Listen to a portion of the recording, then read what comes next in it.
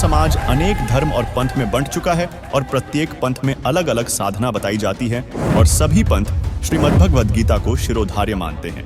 ऐसे में मानव समाज को यह निर्णय लेने में समस्या उत्पन्न होती है कि हम कैसे निर्णय लें कि किस पंथ या संत का ज्ञान सही है और किसका गलत। दर्शकों, मानव की इसी उलझन को दूर करने के लिए हम समय समय पर अलग अलग संतों, पंथों के समर्थकों के मध्य होने वाली डिबेट को आपके सामने प्रस्तुत करते हैं, जिसे देख व सुन आप स्वयं फैसला कर सकें कि किसका ज्ञान सही है और किसका गलत। तो आज की हमारी यह डिबेट पवित्र श्रीमद् भगवद गीता पर होने वाली है, जो आज से लगभग 5600 वर्ष पहले कुरुक्षेत्र में महाभारत के युद्ध शुरू होने से पहले बोली गई थी। दर्शकों, हमारी इस डिबेट में हमारे साथ एक तरफ हैं अंतरराष्ट्रीय कृष्ण भावनामृत संघ यानी इस्कॉन को मानने व उनके द्वारा बताई जाने वाली भक्ति क्रियाओं को करने वाले समर्थक, तो वहीं दूसरी ओर हैं विश्व प्रसिद्ध तत्वदर्शी संत रामपाल जी महाराज के शिष्य। दर्शकों, डिबेट शुरू करने से पहले बता दें कि इस्कॉन वालों का कहना है कि हमारी सभी धार्मिक क्रियाएं व जो हम मंत्र जाप करते हैं वे गीता जी के अनुरूप हैं, जबकि संत रामपाल जी के अनुयायियों का कहना है कि इस्कॉन द्वारा जो भी धार्मिक क्रियाएं करवाई जाती हैं या मंत्र बताए जाते हैं वह गीता से मेल नहीं खाती। यहाँ तक कि ये श्री कृष्ण को गीता ज्ञानदाता बताते हैं, जो सरासर गलत है, क्योंकि गीता तो श्री कृष्ण ने बोली ही नहीं बल्कि काल ने बोली थी। तो चलिए इस डिबेट के माध्यम से दोनों पक्षों के तर्क सुनते हैं और प्रमाण सहित जानने का प्रयास करते हैं कि दोनों पक्षों में से किसके दावे में दम है और किसी बात सत्य है। आइए शुरू करते हैं यह बड़ी डिबेट।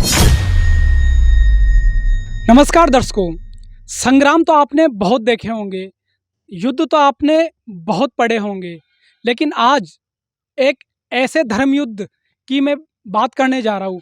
एक ऐसा धर्मयुद्ध के मैदान से, अध्यात्म के संग्राम से और महाभारत के मैदान से जो भगवत गीता का उद्भव हुआ था, आज उसी भगवत गीता में उसके आध्यात्मिक संग्राम में एक ऐसी डिबेट प्रस्तुत करने जा रहा हूँ जो भगवत गीता के ज्ञान को आप सबके सामने उजागर करेगी, भगवत गीता के रहस्यों को आपके सामने बेपर्दा करेगी। इस भगवत गीता की डिबेट में, इस अध्यात्म के संग्राम में मेरे साथ एक तरफ होंगे विश्व प्रसिद्ध इस्कॉन के धर्माचार्य, वो इस्कॉन जिसके देश भर में हजारों मंदिर है, जिसके करोड़ों अनुयायी हैं, और दूसरी तरफ इस अध्यात्म के संग्राम में मेरे साथ होंगे विश्व प्रसिद्ध संत रामपाल जी महाराज, जिनका आज सोशल मीडिया पर डंका बज रहा है, जिनके ज्ञान की आंधी पूरे देश और विदेश में बहुत तेजी से बढ़ रही है। ये दोनों पंथों के और संस्था के अनुयायी मेरे साथ इस धर्म युद्ध के संग्राम में जुड़ चुके हैं। इस संग्राम में भागवत गीता पर डिबेट होगी कि आखिर भागवत गीता प्रभु के बारे में क्या संदेश दे रही है, भागवत गीता परमात्मा का क्या ज्ञान बता रही है, कौन सी भक्ति विधि बता रही है और कौन से रहस्यों से युक्त है। आज उन सभी अध्यात्म के गूढ़ रहस्यों को डिबेट के माध्यम से, चर्चा के माध्यम से आपके सामने प्रमाणित किया जाएगा, तथ्यों पर खरा उतरा जाएगा कि वास्तविकता में गीता के अनुसार सही कर्म, सही भक्ति और सही साधना कौन सा पंथ और कौन से अनुयायी कर रहे हैं और गीता के विपरीत आचरण कौन कर रहे हैं। ये दर्शकों, आपका इसका फैसला आपके सामने इस अध्यात्म की संग्राम में होने वाला है। तो मैं शुरुआत करता हूँ, मेरे साथ जो इस्कॉन फॉलोवर्स जुड़े हैं उनसे एक एक करके मैं उनसे वो प्रश्न पूछूंगा जो भागवत गीता के ऊपर होंगे। आज आपको भागवत गीता से भागवत गीता का ही ज्ञान सिद्ध करके बताएंगे आखिर गीता क्या संदेश दे रही है, भगवत प्राप्ति का और भगवत ज्ञान का इसमें क्या संदेश है। तो मैं सबसे पहले इस्कॉन के इन धर्माचार्यों से गीता के ऊपर इनका विवेचन में ले लेता हूँ। नमस्कार प्रभु जी। जय श्री कृष्ण। तो सर, मेरा पहला प्रश्न है और मैं जानना चाहता हूँ कि भागवत गीता क्या आखिर में परमात्मा के बारे में क्या संदेश दे रही है, और आप मेरे तरफ दूसरी तरफ है संत रामपाल जी महाराज के अनुयायी, इन संत जी के अनुयायियों से आप भागवत गीता के बारे में क्या पूछना चाहते हैं? जय श्री कृष्ण। मेरी आपत्ति संत रामपाल जी के महाराज के ज्ञान से है। उनका मानना है कि श्री कृष्ण जी अलग हैं और ब्रह्म अलग है, परंतु हमारे इस्कॉन का मानना है कि श्री कृष्ण जी ही पूर्ण ब्रह्म, सच्चिदानंद घन ब्रह्म परमात्मा है। तो मेरी आपत्ति इस पॉइंट पे है।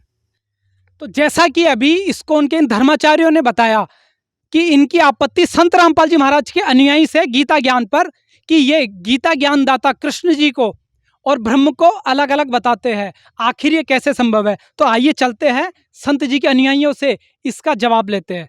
तो सर हमें बताइए, जैसा कि इनका प्रश्न था प्रभु जी का, कि संत रामपाल जी अपने ज्ञान में कृष्ण जी को और ब्रह्म को अलग अलग अस्तित्व बताते हैं, आखिर ऐसे कैसे संभव हो सकता है। जी देखिए, आज तक जो भगवत गीता जी के बारे में जितने भी महर्षि हैं, जितने भी ऋषि हैं, जितने भी पंथ हैं और जितने भी साधक हैं, वो जो ज्ञान भगवत गीता जी के बारे में बताते हैं कि ब्रह्म ही श्री कृष्ण जी हैं, पर यथार्थ में ऐसा है नहीं। भगवत गीता क्या कहती है वह संत रामपाल जी महाराज जी ने हमको प्रमाणित करके दिखाया हुआ है, और वही प्रमाण मैं आपको यहाँ पर दिखाना चाहूँगा कि ब्रह्म अलग है और श्री कृष्ण जी अलग हैं। आज तक जो ये बताते आए हैं वो गलत है और मिथ्या है। अभी हम आपको प्रमाण दिखाते हैं। ये देखिए,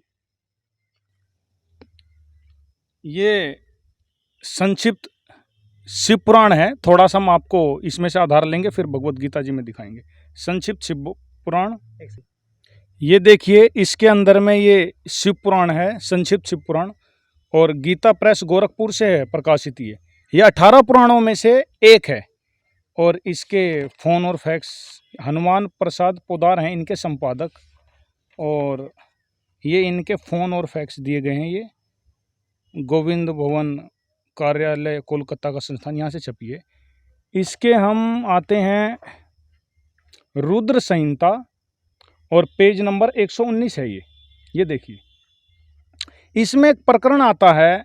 इसमें ब्रह्मा जी ने कहा, ब्रह्मा जी नारद को बता रहे हैं उस ब्रह्म के विषय में, जिसके विषय में अभी इस्कॉन के ये प्रमुख ये बता रहे हैं कि ब्रह्म और कृष्ण जी एक ही हैं, पर इसमें ब्रह्मा जी बता रहे हैं उस ब्रह्म के बारे में। ये ब्रह्मा जी कहते हुए आ रहे हैं यहाँ पे कि जिस समय समस्त चराचर जगत नष्ट हो गया था, सर्वत्र केवल अंधकार ही अंधकार था, ना सूर्य दिखाई देता था ना चंद्रमा। ये आदि की बात कर रहे हैं, आदि सृष्टि के बारे में बता रहे हैं। ये पेज नंबर 120, इस पे बताते हैं, भगवान सदाशिव हैं, अर्वाचीन और प्राचीन विद्वान उन्हीं को ईश्वर कहते हैं। उस समय एकाकी रहकर स्वेच्छा अनुसार विहार करने वाले उस सदाशिव ने अपने विग्रह से स्वयं ही एक स्वरूपभूता शक्ति की सृष्टि की, जो उनके अपने श्री अंग से कभी अलग होने वाली नहीं थी। उस पराशक्ति को प्रधान प्रकृति, अब देखिए जिसके बारे में सदाशिव बताया जा रहा है, आगे आपको सिद्ध हो जाएगा कि वह काल रूपी ब्रह्म है वही। उन्होंने अपने अंदर से एक पराशक्ति प्रधान प्रकृति को प्रकट किया। उस प्रकृति को गुणवती माया, बुद्धि तत्व की जननी तथा विकार रहित बताया गया है। वह शक्ति अंबिका कही गई है। उसी को प्रकृति, सर्वेश्वरी, त्रिदेव जननी, अब ये देखें यहाँ त्रिदेव जननी लिखा हुआ है। उस ब्रह्म ने जो दुर्गा जी को साथ रखा वो त्रिदेव जननी कहलाती है। ब्रह्मा विष्णु शिव जी, जिसको ये श्री कृष्ण जी कह रहे हैं, उनकी माता जी हैं वो त्रिदेव जननी, नित्या और मूल कारण भी कहती हैं। आगे देखिए, आगे लिखा है कि उन काल रूपी ब्रह्म ने, अब जिसको ये ब्रह्म कह रहे हैं, अब आप देखिए ये शिव पुराण क्लियर कर रहा है कि जिसको ये इस्कॉन के प्रमुख व्यक्ति कह रहे हैं कि ब्रह्म और श्री कृष्ण जी एक है, उनके बारे में शिव पुराण में लिखा हुआ है कि ब्रह्म और दुर्गा हैं। ये देखिए इसके अंदर में है कि उन काल रूपी ब्रह्म ने, जिनको ये श्री कृष्ण जी कह रहे हैं, पर इसमें श्री कृष्ण जी नहीं है, यहाँ लिखा है उन काल रूपी ब्रह्म ने, जो गीता ज्ञानदाता काल है उसको ब्रह्म भी कहते हैं। उनकी पत्नी का नाम सर्वेश्वरी है, प्रकृति है, और उसी को त्रिदेव जननी भी कहते हैं। देखिए जो ब्रह्म है उनकी पत्नी को प्रकृति कहते हैं, सर्वेश्वरी कहते हैं, त्रिदेव जननी कहते हैं ब्रह्म। यहाँ पे कह रहे हैं उन काल रूपी ब्रह्म ने एक ही समय शक्ति के साथ, उस दुर्गा जी के साथ शिवलोक नामक क्षेत्र का निर्माण किया था। उस उत्तम क्षेत्र को काशी कहते हैं। वह परम निर्वाण या मोक्ष का स्थान है जो सबके ऊपर विराजमान है। आगे लिखा है कि उस मनोरम क्षेत्र में नित्य निवास करते हैं कौन? ब्रह्म और दुर्गा जी। यहाँ पे श्री कृष्ण जी नहीं है, अब आगे देखिए इन दोनों से किसकी उत्पत्ति हुई।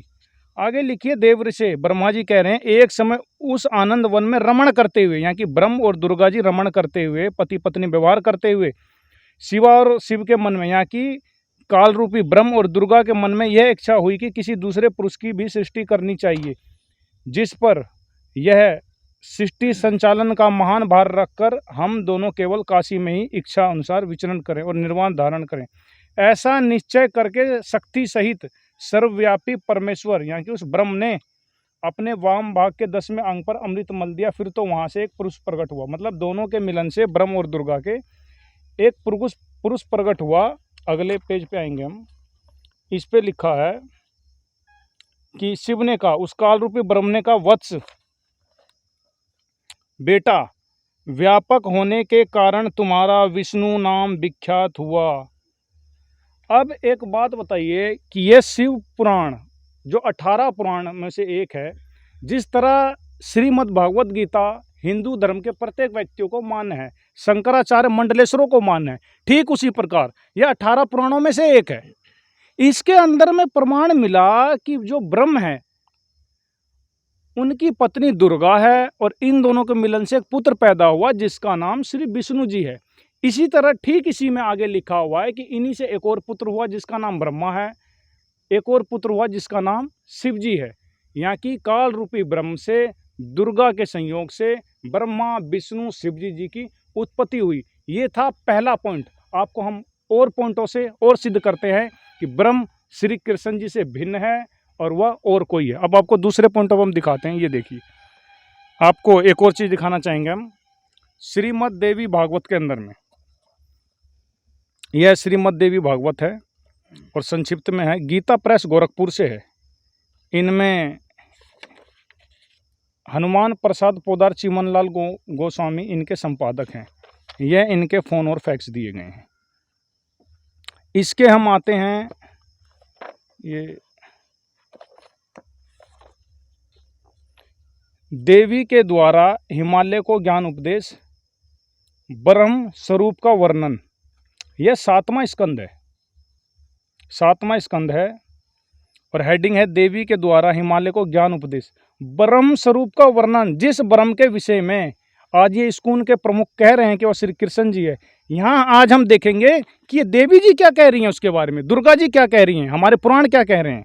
ये देखिए, ये कह रहे हैं कि देवी के द्वारा उस ब्रह्म स्वरूप का वर्णन। अब देवी जी बता रहे हैं, देवी जी कहने लगी, पर्वतराज, इस प्रकार योग युक्त होकर मुझ, अगले पेज पे आएंगे, देवी जी कह रही हैं कि उस एकमात्र परमात्मा को ही जाने, दूसरी सब बातों को छोड़ दे।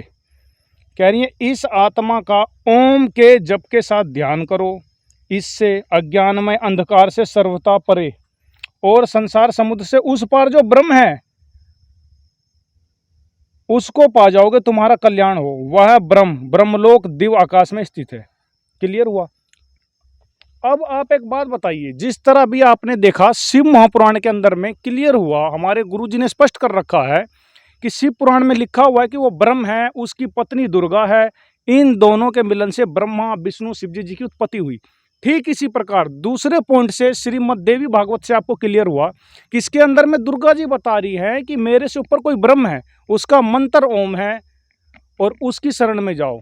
अब ये ब्रह्म गीता जी में क्या कहती है? अभी आपका एक जो शुरू में संवाद था कि आज श्रीमद् भगवत गीता जी से ही गीता जी को सिद्ध करेंगे, तो अब हम श्रीमद् भगवत गीता जी से प्रमाण दिखाएंगे जो हमारे गुरुजी संत रामपाल जी महाराज जी ने दिखाया है कि ब्रह्म की पत्नी दुर्गा है और इनके बच्चे ब्रह्मा विष्णु और शिव जी हैं। अब हम आपको श्रीमद् भगवत गीता जी से प्रमाण करके दिखाते हैं, जो कि यह पॉइंट नंबर 3 होगा। ये देखिए, ये देखिए, यह है श्रीमद् भगवत गीता जी।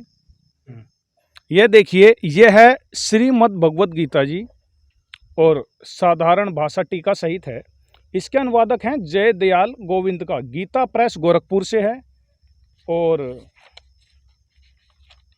ये इनके फ़ोन और फैक्स हैं। गीता प्रेस गोरखपुर, गोविंद भवन कार्यालय कोलकाता का संस्थान ये है। अब इसके हम जो अभी आपने पीछे देखा ब्रह्म के विषय में, तो ये देखिए, गीता ज्ञान दाता भी अपने आप को बताता है ब्रह्म है, वो कृष्ण जी नहीं है। ये तो भूल लगी हुई है। ये देखिए अध्याय 8 का श्लोक नंबर 13।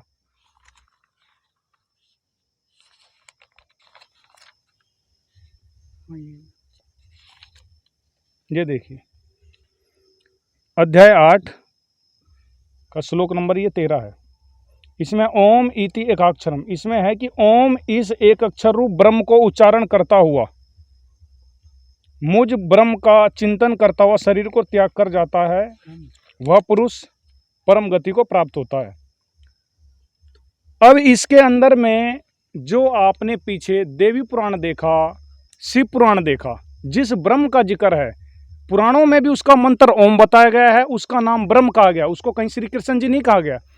और श्रीमद् भगवत गीता जी के जो ज्ञानदाता हैं वह भी अपने आप को ब्रह्म बता रहे हैं, अपना मंत्र ओम बता रहे हैं, ना कि अपने आप को श्री कृष्ण जी कह रहे हैं। ये कड़ी बाई कड़ी मैच कर रही है, कड़ी बाई कड़ी जुड़ती हुई आ रही है। अब हम आपको अध्याय 14 का श्लोक नंबर 3 दिखाएंगे, जिसमें ब्रह्म गीता ज्ञानदाता कहता है कि दुर्गा मेरी पत्नी है, मैं उसमें बीज स्थापन करने वाला पिता हूँ, और ब्रह्मा विष्णु शिवजी जी की उत्पत्ति दुर्गा जी से हुई है। आप प्रमाण देखिए, आइए। दर्शकों, गीता जी को दिखाने से पूर्व हम आपको पुराणों के कुछ प्रमाण दिखाना चाहते हैं, जिससे आपको गीता का ज्ञान समझने में आसानी होगी। तो देखिए, ये है संक्षिप्त देवी भागवत, जिसके पेज 138 पर विष्णु भगवान देवी दुर्गा से कहते हैं कि तुम शुद्ध स्वरूपा हो, यह सारा संसार तुमसे उद्भासित हो रहा है। मैं यानी विष्णु, ब्रह्मा और शंकर तुम्हारी कृपया से विद्यमान है। हमारा तो आविर्भाव यानी जन्म, तिरोभाव यानी मृत्यु हुआ करता है। केवल तुम ही नित्य हो, जगत जननी हो, प्रकृति और सनातनी देवी हो। दर्शकों, ये प्रकृति शब्द भी आप ध्यान में रखना, प्रकृति इसी दुर्गा को कहते हैं। ये हम आपको आगे चलकर गीता जी से प्रमाणित करेंगे। दर्शकों, इस लेख से ये बात स्पष्ट हुई कि तीनों देवता ब्रह्मा, विष्णु और शिव नाशवान हैं और उनकी माता देवी दुर्गा हैं। आगे भगवान शिव यानी शंकर जी देवी दुर्गा को कहते हैं कि हे देवी, यदि महाभाग विष्णु तुम ही से प्रकट हुए हैं, तो उनके बाद उत्पन्न होने वाले ब्रह्मा भी तुम्हारे ही बालक हुए, तो फिर मैं तमोगुणी लीला करने वाला शंकर तुम्हारी संतान नहीं हुआ? यानी मुझे भी उत्पन्न करने वाली तुम ही हो। आगे कहते हैं कि हे देवी, इस संसार की सृष्टि, स्थिति और संहार में तुम्हारे गुण सदा समर्थ हैं। उन्हीं तीनों गुणों से उत्पन्न हम यानी ब्रह्मा, विष्णु और शंकर नियमानुसार कार्य में तत्पर रहते हैं। दर्शकों, यहाँ ये स्पष्ट हुआ कि ब्रह्मा, विष्णु, महेश ही तीनों गुण हैं। दर्शकों, आइए आपको एक और प्रमाण दिखाते हैं कि ब्रह्मा, विष्णु, महेश तीनों गुण हैं और दुर्गा इनकी माता है। देखिए, ये है श्रीमद् देवी भागवत, हिंदी टीका सहित, भाग 1, खेमराज श्री कृष्णदास प्रकाशन, बंबई। इसके तृतीय स्कंद के पेज नंबर 11 पर भगवान शंकर देवी दुर्गा को कहते हैं कि हे माता, यदि आप हमारे ऊपर सदा दया युक्त रहती हैं, तो हमको तमोगुण किस प्रकार प्रदान किया, ब्रह्मा को रजोगुण प्रदान किया है, और हरि यानी विष्णु जी को सतोगुण क्यों बना दिया? नीचे संस्कृत भी आप देख सकते हैं। यदि दया धर्मना न सदाम्बिके कथम अहम विहित च तमोगुण कमलज रजो गुण संभव सुविहित कीमो सतो गुणो हरि। दर्शकों, यहां भगवान शंकर देवी दुर्गा से कह रहे हैं कि हे माता, आप हम पर दया रखती हैं, तो आपने मुझे तमोगुण क्यों बना दिया, और कमल से उत्पन्न होने वाले ब्रह्मा को रजोगुण क्यों बना दिया, तथा हरि यानी विष्णु को सतोगुण क्यों बना दिया? इससे स्पष्ट हुआ कि ये तीनों गुण ब्रह्मा, विष्णु और महेश हैं। दर्शकों, अभी आपको एक और प्रमाण दिखाते हैं, जिससे ये बिल्कुल स्पष्ट हो जाएगा कि ये तीनों देवता ही तीन गुण हैं। ये है संक्षिप्त मार्कंडे पुराण, सचित्र मोटा टाइप, गीता प्रेस गोरखपुर से प्रकाशित, जिसके 131 पृष्ठ पर लिखा है कि रजोगुण प्रधान ब्रह्मा, तमोगुण प्रधान रुद्र और सतोगुण प्रधान विश्वपालक विष्णु हैं। ये ही तीन देवता हैं और ये ही तीन गुण हैं। दर्शकों, मार्कंडे पुराण ने ये स्पष्ट कर दिया कि ये तीनों देवता ही तीन गुण हैं। यह देखिए, वही श्रीमद् भगवत गीता जी है, जयदयाल गोविंद का। इसके हम अध्याय 14 के श्लोक नंबर 3 पे जाते हैं। ये देखिए,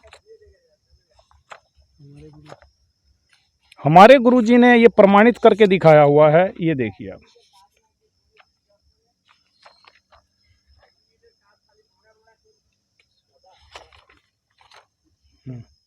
ये देखिए, ये है अथ चतुर्दशो अध्याय, 14वां अध्याय है।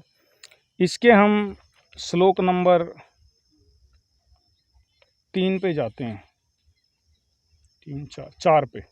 इसमें लिखा है, हे अर्जुन, गीता ज्ञान दाता जो ब्रह्म है वह कहता है, हे अर्जुन, नाना प्रकार की सब योनियों में जितनी शरीरधारी प्राणी उत्पन्न होते हैं, प्रकृति तो उन सब की गर्भ धारण करने वाली माता है और मैं बीज को स्थापन करने वाला पिता हूं।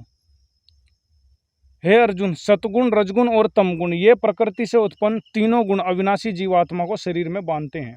हे अर्जुन, सतगुण विष्णु जी, रजगुण ब्रह्मा जी और तमगुण शिव जी, यह प्रकृति से उत्पन्न, यहाँ की दुर्गा से उत्पन्न तीनों गुण अविनाशी जीवात्मा को शरीर में बांधते हैं।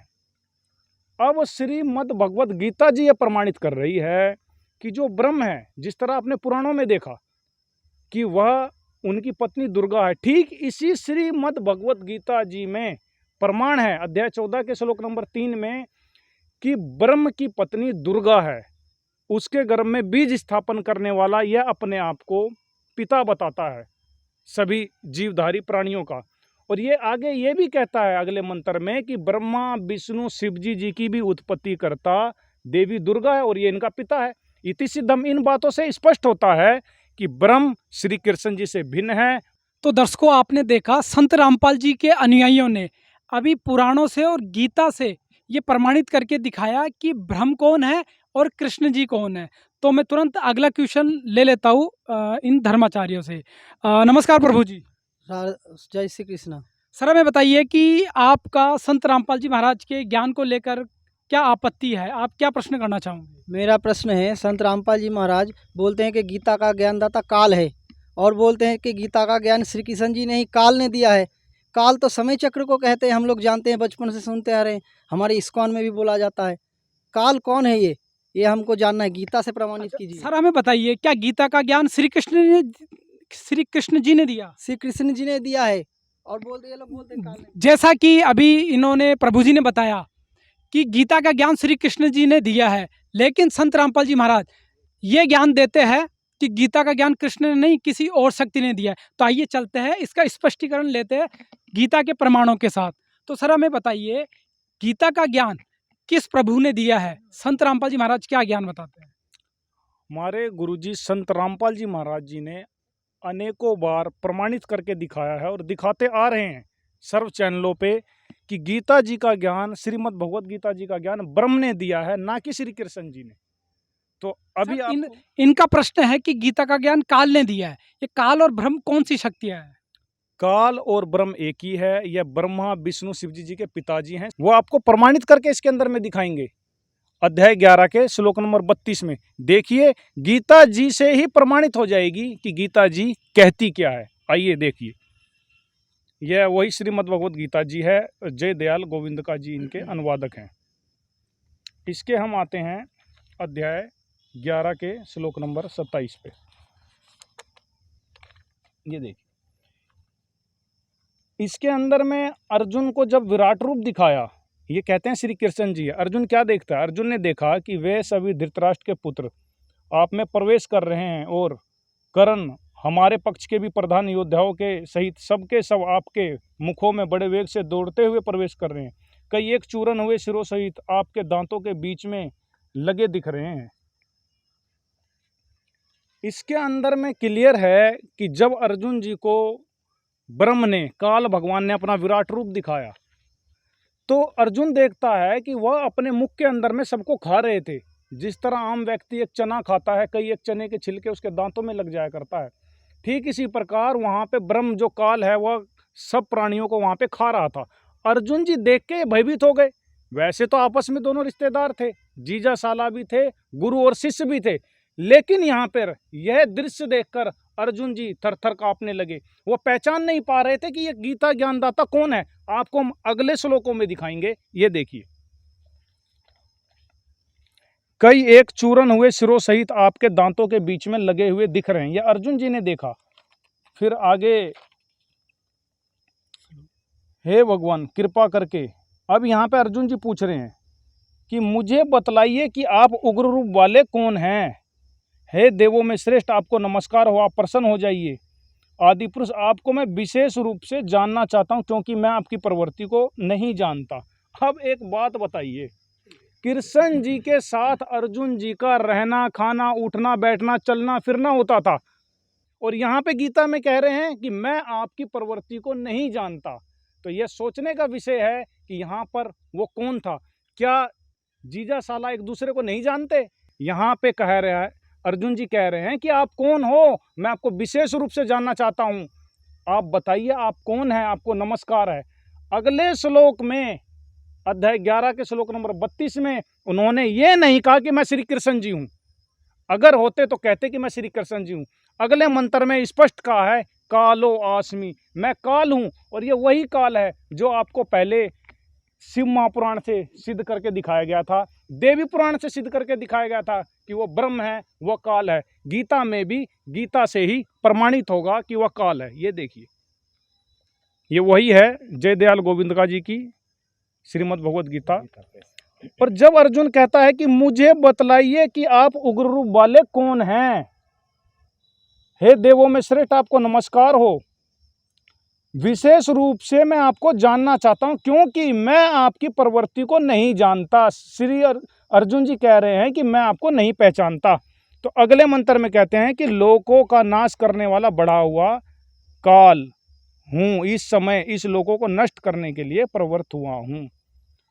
हम सभी जानते हैं कि श्री कृष्ण का जन्म कंस की कारागार में माता देवकी के गर्भ से हुआ था, जिसका प्रमाण श्रीमद् भागवत सुधा सागर यानी शुक सागर के 10वें स्कंध अध्याय 3 में है। जबकि काल ब्रह्म ब्रह्मलोक में रहता है, यह किसी को प्रत्यक्ष दर्शन नहीं देता, क्योंकि इसने सनातन परम धाम सतलोक में एक भयंकर गलती की थी।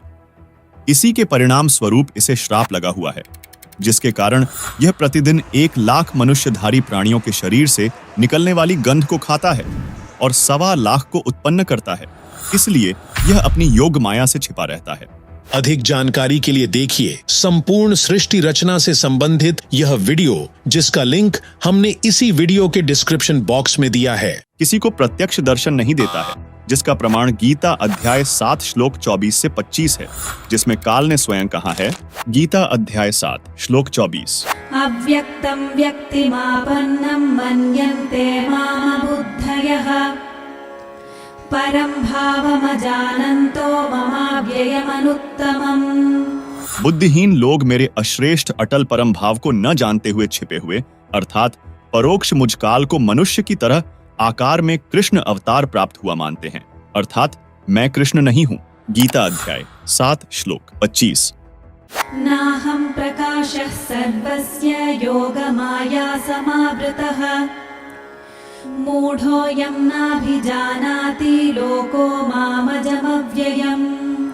मैं योग माया से छिपा हुआ सबके प्रत्यक्ष नहीं होता, अर्थात अदृश्य रहता हूँ।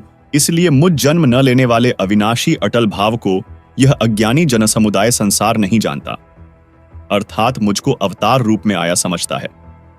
क्योंकि ब्रह्म अपनी शब्द शक्ति से अपने नाना रूप बना लेता है। यह दुर्गा का पति है, इसलिए इस श्लोक में कह रहा है कि मैं श्री कृष्ण आदि की तरह दुर्गा से जन्म नहीं लेता। दर्शकों, गीता अध्याय 7 श्लोक 25 में अपने को अजन्मा कहने का तात्पर्य गीता ज्ञानदाता का यह है कि मैं अब प्रकट हुआ हूं, यानी अब मैं श्री कृष्ण की तरह जन्म लेकर नहीं आया हूं। यहां जो अपने आप को अजन्मा कह रहा है, इसका भावार्थ है कि अब वह आया है, प्रकट हुआ है, उसका जन्म नहीं हुआ, इसलिए वह अपने को अजन्मा कहता है। लेकिन दर्शकों, वास्तव में यह अजन्मा नहीं है, क्योंकि यह खुद गीता अध्याय 4 श्लोक 5 और 9 में, गीता अध्याय 2 श्लोक 12 में, गीता अध्याय 10 श्लोक 2 में कहता है कि अर्जुन, मेरे और तेरे बहुत जन्म हो चुके हैं। तो दर्शकों, यहां यह स्पष्ट करना अनिवार्य है कि यहां जो इसने अपने को जो अजन्मा कहा है, इसका अर्थ यह है कि यह वैसे ही प्रकट हो गया, यानी श्री कृष्ण के अंदर प्रवेश हुआ, इसका जन्म नहीं हुआ। ऐसी यह लीला करता है, इसीलिए इसने यहां अजन्मा कहा है। वैसे तो इसने गीता अध्याय 4 श्लोक 5 व 9 में, गीता अध्याय 2 श्लोक 12 में, गीता अध्याय 10 श्लोक 2 में स्वयं स्वीकार कर रहा है कि मेरे जन्म मृत्यु होते हैं। इसलिए गीता ज्ञानदाता काल ने गीता अध्याय 4 श्लोक 5 में कहा है कि हे परंतप अर्जुन, मेरे और तेरे बहुत से जन्म हो चुके हैं, उन सबको तू नहीं जानता किंतु मैं जानता हूं। गीता अध्याय 4 के श्लोक 9 में काल कहता है कि हे अर्जुन, मेरे जन्म और कर्म दिव्य अर्थात अलौकिक हैं। चलिए अब देखते हैं काल के जन्म और कर्म किस प्रकार दिव्य हैं। श्री विष्णु पुराण के चौथे अंश के अध्याय 2 श्लोक 19 से 26 में प्रमाण है कि एक समय देवताओं और राक्षसों का युद्ध हुआ। देवता पराजित होकर समुद्र के किनारे जाकर छिप गए, फिर भगवान की तपस्या स्तुति करने लगे।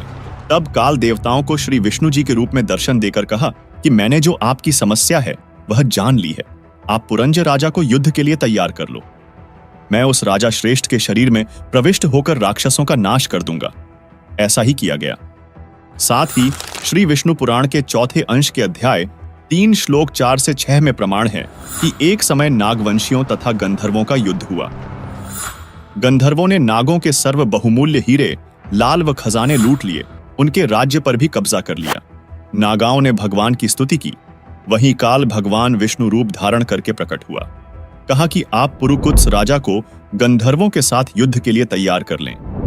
मैं राजा पुरुकुत्स के शरीर में प्रवेश करके दुष्ट गंधर्वों का नाश कर दूंगा। ऐसा ही हुआ। इस तरह इसके जन्म और कर्म अलौकिक हैं। यह किसी को प्रत्यक्ष दर्शन नहीं देता और सर्व कार्य प्रेत की तरह किसी के शरीर में प्रवेश करके कर जाता है, जिससे लोगों में भ्रम बना रहता है। इति सिद्धम इस बात से क्लियर होता है। अगर श्री कृष्ण जी होते तो वो ये नहीं कहते कि मैं अब आया हूँ। श्री कृष्ण जी तो पहले से ही वहां पर मौजूद थे। श्री कृष्ण जी का इस गीता ज्ञान बोलने में किसी प्रकार का कोई भी रोल नहीं है। इनका ज्ञान ब्रह्म ने दिया है, क्षर पुरुष ने दिया है, जिसको संतों ने काल कहा है। पुराण के अंदर उसे काल कहा गया है, उसे ब्रह्म कहा गया है। सच्चाई। सर, जैसा कि मेरा इनसे प्रश्न है, आप कुछ पूछना चाहते हो उनसे? वहाँ तो ब्रह्म को दिखाई दे, ब्रह्म थोड़ी दिख रहा था, वहाँ तो श्री कृष्ण जी दिख रहे थे और कोई दूसरा तो दिख नहीं रहा था।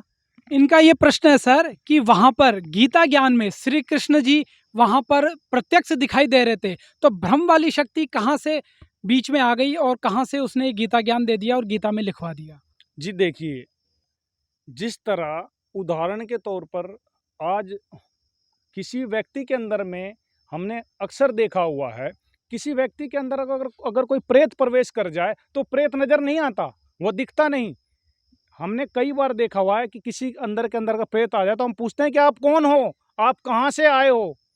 क्या वह सामने वाले व्यक्ति को नहीं जानता, अपने भाई को नहीं पहचानता? पहचानता होता है, पर उस समय में कहता है कि आप कौन हो। अंदर से बताने वाला व्यक्ति वह सामने खड़ा व्यक्ति नहीं होता, वह बताने वाला व्यक्ति तो कोई और अंश होता है जो अपने बारे में बताता है। ठीक इसी प्रकार श्री कृष्ण जी में प्रेतवत प्रवेश करके उस ब्रह्म भगवान ने, उस काल भगवान ने, ब्रह्मा विष्णु शिव जी के पिताजी ने और दुर्गा जी के पति जी ने ये गीता ज्ञान दिया है। इसमें श्री कृष्ण जी का 1% भी कोई रोल नहीं। दर्शकों, यदि गीता के ज्ञान में श्री कृष्ण जी का रोल होता तो श्री कृष्ण महाभारत के युद्ध के बाद अर्जुन द्वारा पुनः गीता का ज्ञान सुनाने को कहने पर यह नहीं कहते कि मैं उस ज्ञान को भूल गया हूँ, अब उसे पुनः दोहरा देना मेरे लिए असंभव है, जिसका प्रमाण महाभारत ग्रंथ में भी है। स्वयं पढ़िए संक्षिप्त महाभारत द्वितीय खंड के पृष्ठ 800 से 801 को, जिसमें लिखा है कि राजा परीक्षित के पुत्र जनमेजय ने वैशंपायन जी से पूछा, ब्राह्मण, शत्रुओं का नाश हो जाने के बाद जब महात्मा श्री कृष्ण और अर्जुन सभा में बैठकर वार्तालाप कर रहे थे, उस समय उनमें क्या क्या बातचीत हुई? वैशंपायन जी ने कहा, राजन, श्री कृष्ण के सहित अर्जुन ने जब अपने राज्य पर पूरा अधिकार प्राप्त कर लिया तो वे दिव्य सभा भवन में आनंद के साथ रहने लगे। एक दिन स्वजनों से घिरे हुए वे दोनों मित्र स्वेच्छा से घूमते घूमते सभा मंडप के ऐसे भाग में पहुंचे जो स्वर्ग के समान सुंदर था। पांडुनंदन अर्जुन श्री कृष्ण के साथ रहकर बहुत प्रसन्न थे। उन्होंने एक बार उस रमणीय सभा की ओर दृष्टि डालकर भगवान से यह वचन कहा, देवकी नंदन, जब युद्ध का अवसर उपस्थित था उस समय मुझे आपके महात्म्य का ज्ञान और ईश्वरीय स्वरूप का दर्शन हुआ था, किंतु केशव, आपने स्नेहवश पहले मुझे जो ज्ञान का उपदेश किया था वह सब इस समय बुद्धि के दोष से भूल गया है। उन विषयों को सुनने के लिए बारंबार मेरे मन में उत्कंठा होती है। इधर आप जल्दी ही द्वारका जाने वाले हैं, अतः पुनः वह सब विषय मुझे सुना दीजिए। वैशंपायन जी कहते हैं, अर्जुन के ऐसा कहने पर वक्ताओं में श्रेष्ठ महातेजस्वी भगवान श्री कृष्ण ने उन्हें गले से लगाकर इस प्रकार उत्तर दिया, श्री कृष्ण बोले, अर्जुन, उस समय मैंने तुम्हें अत्यंत गोपनीय विषय का श्रवण कराया था, अपने स्वरूप भूत धर्म, सनातन पुरुषोत्तम तत्व का परिचय दिया था और नित्य लोकों का भी वर्णन किया था, किंतु तुमने जो अपनी नासमझी के कारण उस उपदेश को याद नहीं रखा, यह जानकर मुझे बड़ा खेद हुआ है। उन बातों का अब पूरा स्मरण होना संभव नहीं जान पड़ता। पांडुनंदन, निश्चय ही तुम बड़े श्रद्धाहीन हो, तुम्हारी बुद्धि अच्छी नहीं जान पड़ती। अब मेरे लिए उस उपदेश को ज्यों का त्यों दोहरा देना कठिन है, क्योंकि उस समय योग युक्त होकर मैंने परमात्म तत्व का वर्णन किया था। दर्शकों, इससे तो स्पष्ट हो जाता है कि श्रीमद् भगवद गीता का ज्ञान श्री कृष्ण जी को तो याद भी नहीं है, और इस्कॉन की माने तो गीता के तो वक्ता भी श्री कृष्ण जी थे। वे अर्जुन को तो धमका रहे हैं कि तूने याद क्यों नहीं रखा, तू बुद्धिहीन है। इससे सिद्ध है कि गीता के ज्ञान में श्री कृष्ण का कोई रोल ही नहीं था, बल्कि श्री कृष्ण के शरीर में प्रेतवत प्रवेश करके गीता का ज्ञान काल ब्रह्म ने दिया था। जैसे श्री विष्णु पुराण के चौथे अंश के अध्याय 2 श्लोक 19 से 26 में प्रमाण है कि एक समय देवताओं और राक्षसों का युद्ध हुआ। देवता पराजित होकर समुद्र के किनारे जाकर छिप गए, फिर भगवान की तपस्या स्तुति करने लगे। तब काल देवताओं को श्री विष्णु जी के रूप में दर्शन देकर कहा कि मैंने जो आपकी समस्या है वह जान ली है, आप पुरंज राजा को युद्ध के लिए तैयार कर लो, मैं उस राजा श्रेष्ठ के शरीर में प्रविष्ट होकर राक्षसों का नाश कर दूंगा। ऐसा ही किया गया। साथ ही श्री विष्णु पुराण के चौथे अंश के अध्याय 3 श्लोक 4 से 6 में प्रमाण है कि एक समय नागवंशियों तथा गंधर्वों का युद्ध हुआ। गंधर्वों ने नागों के सर्व बहुमूल्य हीरे, लाल व खजाने लूट लिए, उनके राज्य पर भी कब्जा कर लिया। नागाओं ने भगवान की स्तुति की। वहीं काल भगवान विष्णु रूप धारण करके प्रकट हुआ। कहा कि आप पुरुकुत्स राजा को गंधर्वों के साथ युद्ध के लिए तैयार कर लें, मैं राजा पुरुकुत्स के शरीर में प्रवेश करके दुष्ट गंधर्वों का नाश कर दूंगा। ऐसा ही हुआ। दर्शकों, ये काल ऐसे ही गुप्त कार्य करता है। जैसे गीता अध्याय 4 श्लोक 9 में कहा है कि मेरे जन्म और कर्म अलौकिक हैं, तो इसके जन्म और कर्म ऐसे अलौकिक हैं कि अब ये श्री कृष्ण के शरीर में प्रवेश करके ज्ञान बोल रहा है। ऐसे ही इसने गीता का ज्ञान बोला है, जैसे राजा पुरुकुत्स के शरीर में और पुरंजय के शरीर में प्रवेश करके वहां नाश किया। ऐसे ही श्री कृष्ण तो पहले ही युद्ध के पक्ष में थे ही नहीं। जब देखा कि श्री कृष्ण जी युद्ध नहीं होने देंगे, तो ये श्री कृष्ण के शरीर में प्रवेश हो गया और अर्जुन को मजबूर किया, और इस तरह श्री कृष्ण में प्रवेश करके गीता का ज्ञान दिया। अगर रोल होता तो श्री अर्जुन जी ये नहीं कहते कि मैं आपको नहीं जानता, क्या जीजा साले को नहीं पहचानता? ऐसा असंभव है। जैसा कि संत रामपाल जी के अनुयायियों ने गीता से ही गीता के प्रमाण को सिद्ध किया, तो अब मैं इनके और जो फॉलोवर्स हैं उनसे भी प्रश्न ले लेता हूँ। तो सर, आपका क्या प्रश्न है? ये संत रामपाल जी महाराज के ज्ञान से ये आपत्ति है कि संत रामपाल जी महाराज गीता ज्ञानदाता श्री कृष्ण जी और ब्रह्मा विष्णु महेश को जन्म मृत्यु में बताते हैं, जबकि वो तो अजर और अमर हैं। ये सरासर गलत है। मेरे को इनका प्रमाण दिखाइएगा। जैसा कि इनका प्रश्न है कि श्री कृष्ण जी अजरो अमर है, लेकिन संत रामपाल जी महाराज मिथ्या ज्ञान फैला रहे हैं कि कृष्ण जी की जन्म और मृत्यु होती है। तो आइए चलते, इसका भी स्पष्टीकरण हम गीता से लेते हैं। तो सर बताइए, उनका प्रश्न है कि क्या श्री कृष्ण जी की जन्म और मृत्यु होती है, जैसा संत रामपाल जी महाराज गीता से साबित कर रहे हैं, ये कहाँ तक ठीक है? जी देखिए, संत रामपाल जी महाराज जी, हमारे गुरु जी ने अनेकों बार यह इंटरनेशनल चैनल पे प्रमाणित करके दिखाया है, बताया है और दिखाते रहते हैं अनेकों बार कि ब्रह्मा जी, विष्णु जी, शिव जी का जन्म मृत्यु होता है। श्री कृष्ण जी विष्णु जी के अवतार हैं। ये भ्रम में है। आपको प्रमाण दिखाते हैं जो हमारे गुरुदेव जी हमें दिखाते हैं। ये देखिए, यह श्रीमद् देवी भागवत है, संक्षिप्त श्रीमद् देवी भागवत, गीता प्रेस गोरखपुर से है। और हनुमान प्रसाद पोदार चिन्मन लाल गोस्वामी इसके संपादक हैं। ये इनके फ़ोन और फैक्स हैं। इसके हम आते हैं, ये देखिए, ये है 3रा स्कंद और पेज नंबर 138 है। ये देखिए, और इसकी हेडिंग यहाँ से शुरू होती है, ब्रह्मा जी का भगवती के चरण में समस्त देवता लोक आदि को देखना तथा भगवान विष्णु, भगवान शंकर और ब्रह्मा के द्वारा भगवती जगदम्बिका की स्तुति। ब्रह्मा, विष्णु और शिव जी माता दुर्गा की स्तुति कर रहे हैं इस जगह पे, और इसके अंदर में प्रमाण है इसका। इसके पेज नंबर हम 138 पे आएंगे, वही संक्षिप्त देवी भागवत 3रा स्कंद। इसमें विष्णु जी कह रहे हैं कि मैं, ब्रह्मा और शंकर, हम सभी तुम्हारी कृपा से ही विद्वान हैं। हमारा आविर्भाव मने जन्म और तिरोभाव मतलब मृत्यु हुआ करता है। केवल तुम ही नित्य हो, जगत जननी हो। आगे देखिए, ये कहते हुए आगे भगवान शंकर बोले, देवी यदि महाभाग विष्णु तुम्ही से प्रकट हुए हैं तो उनके बाद उत्पन्न होने वाले ब्रह्मा भी तुम्हारे बालक हुए, फिर मैं तमोगुणी लीला करने वाला शंकर क्या तुम्हारी संतान नहीं हुआ? अर्थात मुझे भी उत्पन्न करने वाली तुम ही हो।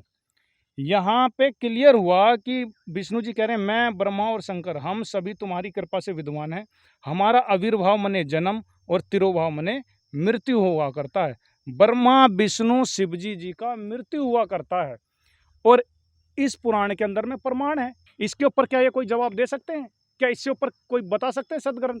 बिल्कुल नहीं बता सकते। रही बात श्रीमद् भगवत गीता जी को, जिनका आज विषय बना हुआ है कि गीता से भगवत गीता जी को ही प्रमाण करेंगे, तो अब हम आपको श्रीमद् भगवत गीता जी में बताएंगे जो हमारे गुरुदेव संत रामपाल जी महाराज जी ने प्रमाण करके दिखाया हुआ है। ये देखिए, यह वही है श्रीमद् भगवत गीता जी जयदयाल गोविंद का, जिसके अनुवादक हैं। ये इनके फोन और फैक्स हैं। इसके अध्याय 2 के श्लोक नंबर हम 12 में देखेंगे।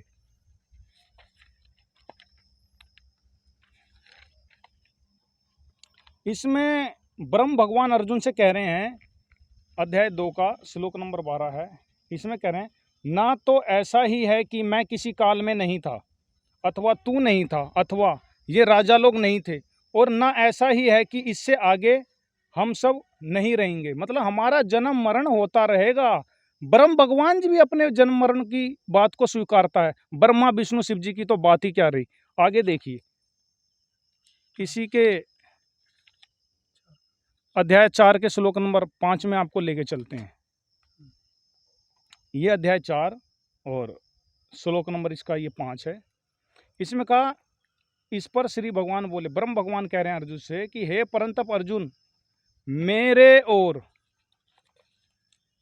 तेरे बहुत से जन्म हो चुके हैं, उन सबको तू नहीं जानता, किंतु मैं जानता हूं। अब आप मुझे बताइए कि आज तक ये ढिंडोरा पीटते हुए आ रहे हैं कि ब्रह्म ही अविनाशी है, श्री कृष्ण ही पूर्ण ब्रह्म है, जबकि श्रीमद् भगवत गीता जी कह रही है कि ब्रह्म भगवान कह रहे हैं कि मेरी तो जन्म और मृत्यु हुआ करती है। ब्रह्मा विष्णु शिव जी पुराणों में स्वीकार कर रहे हैं कि मेरा और जन्म और मृत्यु हुआ करती है। आखिर यह कौन सा ज्ञान बता रहे हैं? जो इनका ज्ञान है उसका गीता में कहीं पर नहीं कोई प्रमाण है। जैसा कि दर्शकों अभी आपने देखा कि संत रामपाल जी के अनुयायियों ने गीता से ही गीता को प्रमाणित करके दिखाया कि आखिर ब्रह्म कौन है, काल कौन है। अभी तक की डिबेट में, इस संग्राम में संत रामपाल जी महाराज के अनुयायी गीता प्रमाणों के आधार से भारी पड़ते हुए नजर आ रहे हैं। तो सर मेरा अगला प्रश्न रहेगा इनके अन्य धर्माचार्यों से। तो सर आप बताइए, गीता ज्ञान के ऊपर आपका क्या प्रश्न है? मेरा प्रश्न यही है कि संत रामपाल जी महाराज ने भ्रम फैला के रखे हैं कि कृष्ण से ऊपर कोई और पूर्ण परमात्मा है, जबकि हमारे गीता में लिखा हुआ है कि कृष्ण ही पूर्ण परमात्मा है। जबकि श्लोक है, बहु नाम जन्मांते ज्ञानम माम प्रवदते वासुदेवा सर्वम इति सर्व महात्मा सुदुर्लभा। कृष्ण वासुदेवा ही पूर्ण परमात्मा है। जैसा कि इनका प्रश्न है कि कृष्ण जी से ऊपर संत रामपाल जी अन्य परमात्मा बताते हैं, ऐसा ना तो कोई गीता में प्रमाण है, ना ही किसी अन्य शास्त्र में है। तो मैं इन अनुयायियों से जान लेता हूँ। तो सर हमें बताइए, उनका प्रश्न संत रामपाल जी महाराज की भक्ति विधि और उनके ज्ञान पर है कि संत रामपाल जी कृष्ण जी से भी ऊपर, जो गीता ज्ञान दाता है, उसके लिए बताते हैं कि उनसे ऊपर कोई और परमात्मा है, वही वासुदेव है, वही पूर्ण परमात्मा है। संत रामपाल जी महाराज ने इसके बारे में क्या प्रमाण दिया है? जी देखिए, यह जो साधक हैं ये बिल्कुल ही अनजान है, इनको नहीं कुछ भी गीता का ज्ञान है। हमारे गुरुजी संत रामपाल जी महाराज ने दिखाया है, ढेर सारे प्रमाण हैं। आपको ढेर सारे प्रमाणों से आपको सिद्ध करके दिखाएंगे कि कृष्ण जी से ऊपर, ब्रह्म से ऊपर एक परम अक्षर ब्रह्म है और बहुत देवों का देव है, परम अक्षर ब्रह्म है, परम दिव्य पुरुष है। उसके बारे में आपको दिखाएंगे। ये देखिए, यह श्रीमद् भगवत गीता जी है। इसके अंदर में आपको अध्याय 15 के श्लोक नंबर 1 से 4 में लेके चलते हैं। ये देखिए,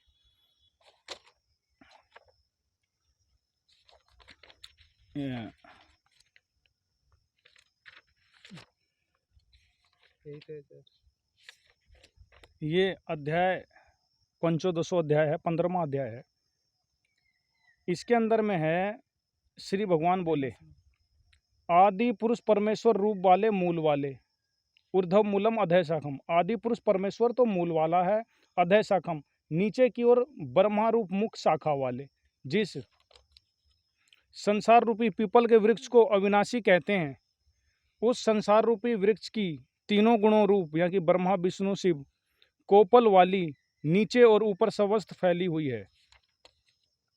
ना तो इसका आदि है और ना अंत है। संसार रूपी पीपल के वृक्ष को दृढ़ वैराग रूप शास्त्र द्वारा काटकर उसके पश्चात, ये अध्याय नंबर 15 का श्लोक नंबर 4 है, उसके पश्चात उस परम पुत्र रूप परमेश्वर को भलीभांति खोजना चाहिए, जिसमें गए हुए पुरुष फिर लौटकर संसार में नहीं आते, और जिस परमेश्वर से इस पुरातन संसार रूपी वृक्ष की प्रवृत्ति विस्तार को प्राप्त हुई है, उसी आदि पुरुष नारायण के मैं शरण हूं।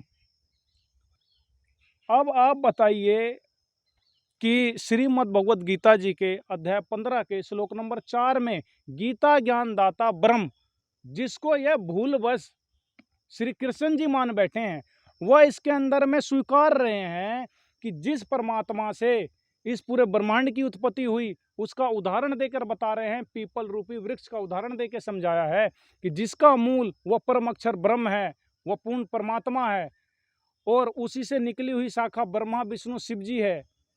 ये कह रहे हैं कि उस मूल परमात्मा के भी मैं शरण में हूं।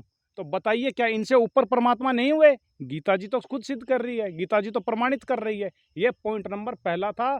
आपको अनेकों पॉइंटों से प्रमाणित करके दिखाएंगे जो हमारे संत रामपाल जी महाराज जी ने प्रमाणित किया है। आप देखिए, यह देखिए, इसमें कहा है कि श्री कृष्ण जी कह रहे हैं कि अगर ये कृष्ण जी मानते हैं उनको, तो उसी आदि पुरुष नारायण के मैं शरण हूँ।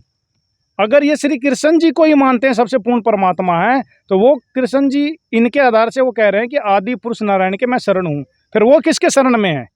अब आपको दूसरा प्रमाण दिखाते हैं। ये अध्याय नंबर 8 का श्लोक नंबर 6 है।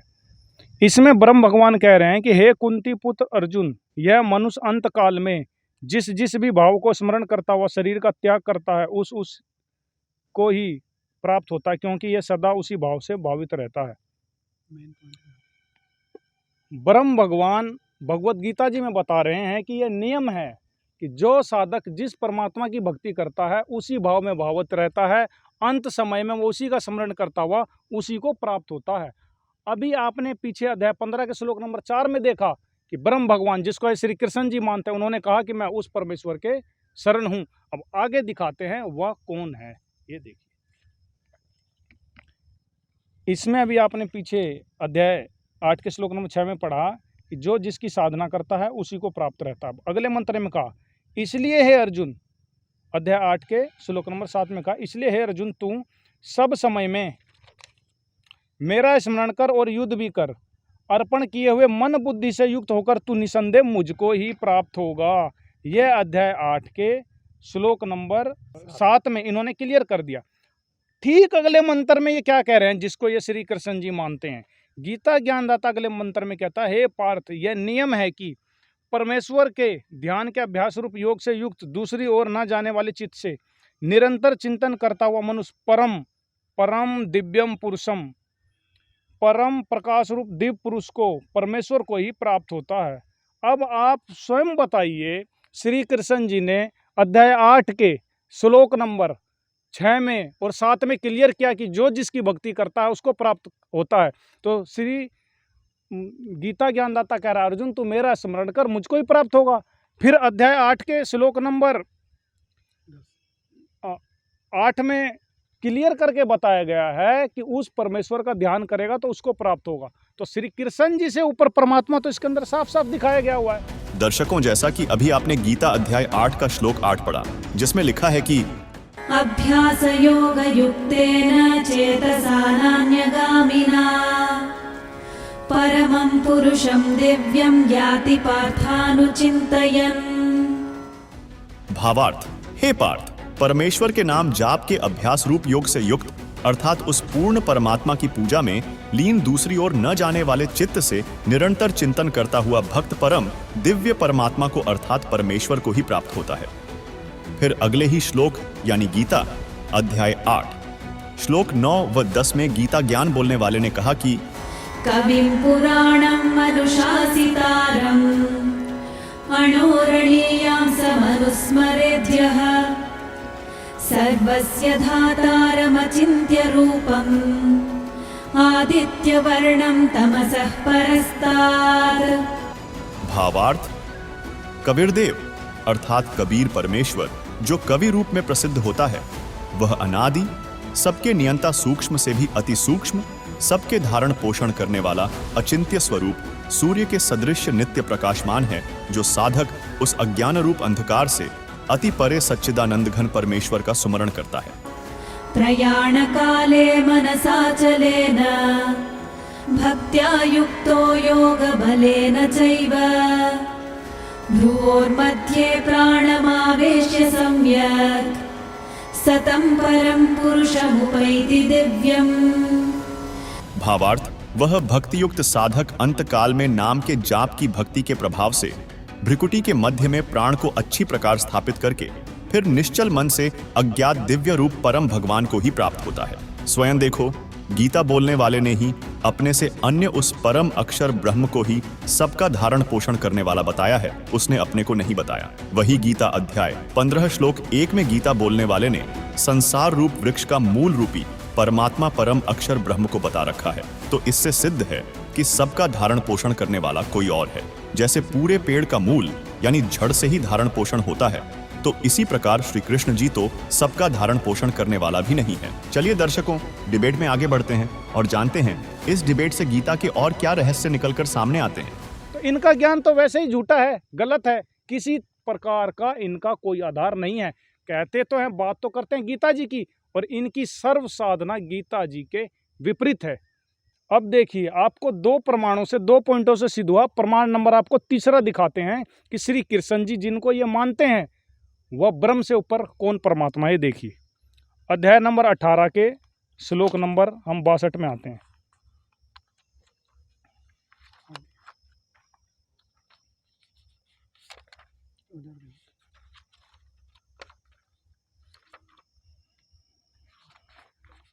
ये देखिए, ये वही श्रीमद् भगवद गीता है, जयदयाल गोविंद का, गीता प्रेस गोरखपुर से।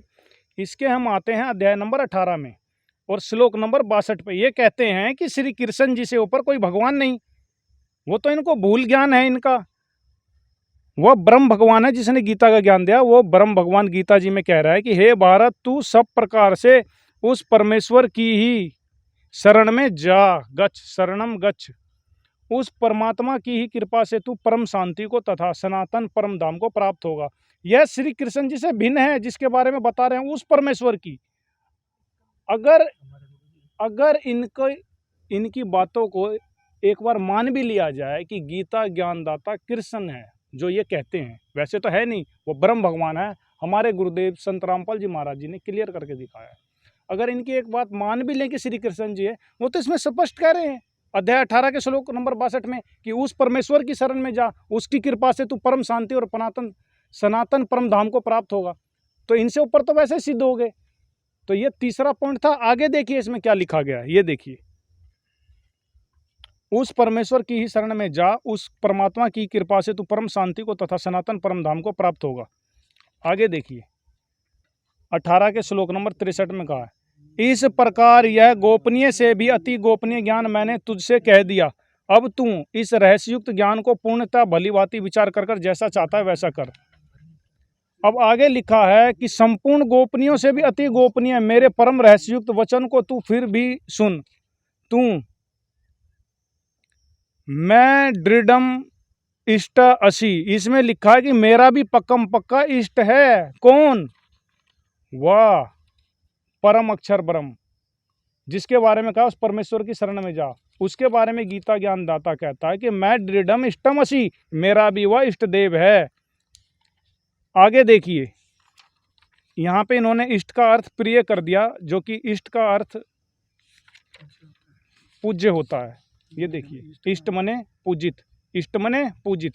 यहाँ गीता ज्ञान दाता कह रहा है कि मेरा भी पक्कम पक्का इष्ट है, मेरा भी पूज्य है। जो आपने अध्याय 15 के श्लोक नंबर 4 में देखा, वो कहता है गीता ज्ञानदाता कि मैं उसी परमेश्वर के शरण में हूँ।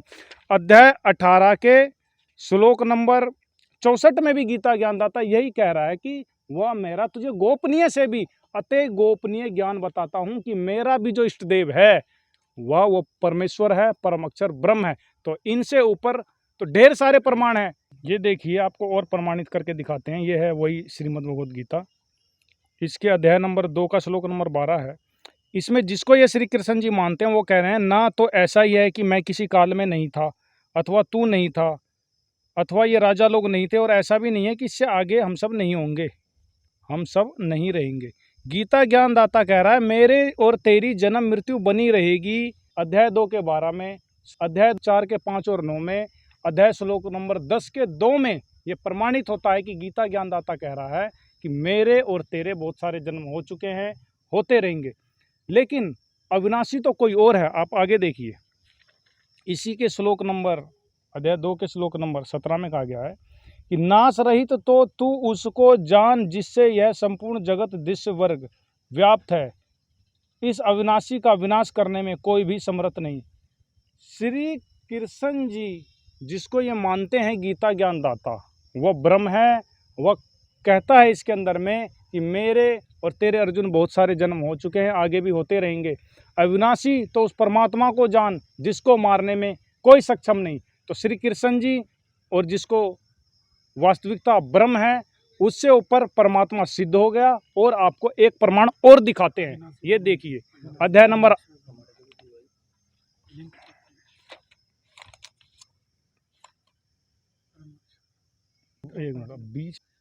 अब ये देखिए, इसके अंदर में जो गीता ज्ञानदाता कह रहा है जिस अविनाशी के बारे में, उसके बारे में फिर अर्जुन ने पूछा। यह अध्याय नंबर 8 का श्लोक नंबर 1 है। इसमें कह रहा है अर्जुन कि हे पुरुषोत्तम, वह ब्रह्म क्या है, अध्यात्म क्या है, कर्म क्या है। तो इसका जवाब अध्याय श्लोक नंबर 8 के अध्याय 8 के श्लोक नंबर 3 में दिया है। इस प्रकार अर्जुन के प्रश्न करने पर श्री भगवान बोले, अर्जुन वह परम अक्षर ब्रह्म है, परम अक्षर ब्रह्म, परम अक्षर ब्रह्म है, जो गीता ज्ञानदाता से भिन्न है। तो अभी आपने ढेर सारे प्रमाण देखे जो हमारे गुरुदेव संत रामपाल जी महाराज जी ने अनेकों इंटरनेशनल चैनल पे लाइव होके ये सारे प्रमाण दिखाते रहते हैं, दिखा रखा है और प्रमाण किया हुआ है। तो गीता जी से ही गीता का ज्ञान सिद्ध होता है। सच है। ये भी इस चर्चा में आपको कौन सा श्लोक और कौन सी बात गलत लगी? कृष्ण जी अपने शरण में आने के लिए बोल रहे हैं, किसी और के शरण में जाने के लिए नहीं बोल रहे हैं। ये सरासर झूठ बात है। गीता में भगवान श्री कृष्ण ने कहा है कि सर्वधर्मान परित्यज्य माम एकम शरणम वज्र अहम तम सर्व पापेभ्य मोक्षयिष्यामि मा शुचः। वो कह रहे हैं कि हे अर्जुन, सारे धर्मों को मुझ में त्याग कर मेरी शरण में आ जा। वो अपनी शरण में आने को कह रहे हैं, शरणागत होने को कह रहे हैं। तो इनका ये प्रश्न अभी उठा है कि श्री कृष्ण जी अर्जुन को अपनी शरण में आने को कह रहे हैं, ना कि किसी और परमेश्वर की शरण में जाने को कह रहे हैं। तो मैं संत रामपाल जी के अनुयायियों से इसका जवाब ले लेता हूँ। तो जैसा कि इनका प्रश्न है कि संत रामपाल जी तोड़ मरोड़ कर गीता बता रहे हैं, गीता को गलत कोट कर रहे हैं कि भगवान तो अपनी शरण में आने को कह रहे हैं, आपने कुछ और सिद्ध कर दिया। जी देखिए, हमारे संत रामपाल जी महाराज जी बार बार दिखा रहे प्रमाण हैं। ये कह रहे हैं ना कि अपने शरण में आने के लिए कहा। अध्याय 2 के श्लोक नंबर 7 में अर्जुन जी तो पहले ही कह रहे हैं कि मैं आपका शिष्य हूँ, आपकी शरण में हूँ, आप प्रमाण देखिए। ये देखिए, ये वही श्रीमद् भगवद गीता है जयदयाल गोविंद का से, और ये अध्याय 2 का श्लोक नंबर 7 है। इसमें देखिए अर्जुन कहता है कि आपसे पूछता हूँ कि जो साधन निश्चित कल्याणकारक हो वह मेरे लिए कहिए, क्योंकि मैं आपका शिष्य हूँ, इसलिए आपके शरण हुए मुझको शिक्षा दीजिए। इसके अंदर भगवत गीता जी के अध्याय नंबर 2 के श्लोक नंबर 7 में अर्जुन पहले ही क्लियर कर चुका है कि मैं आपका शिष्य हूँ। फिर 18 अध्याय के श्लोक नंबर 66 में तो ये बोलना ही नहीं बनता कि आप मेरी शरण में आ जाओ।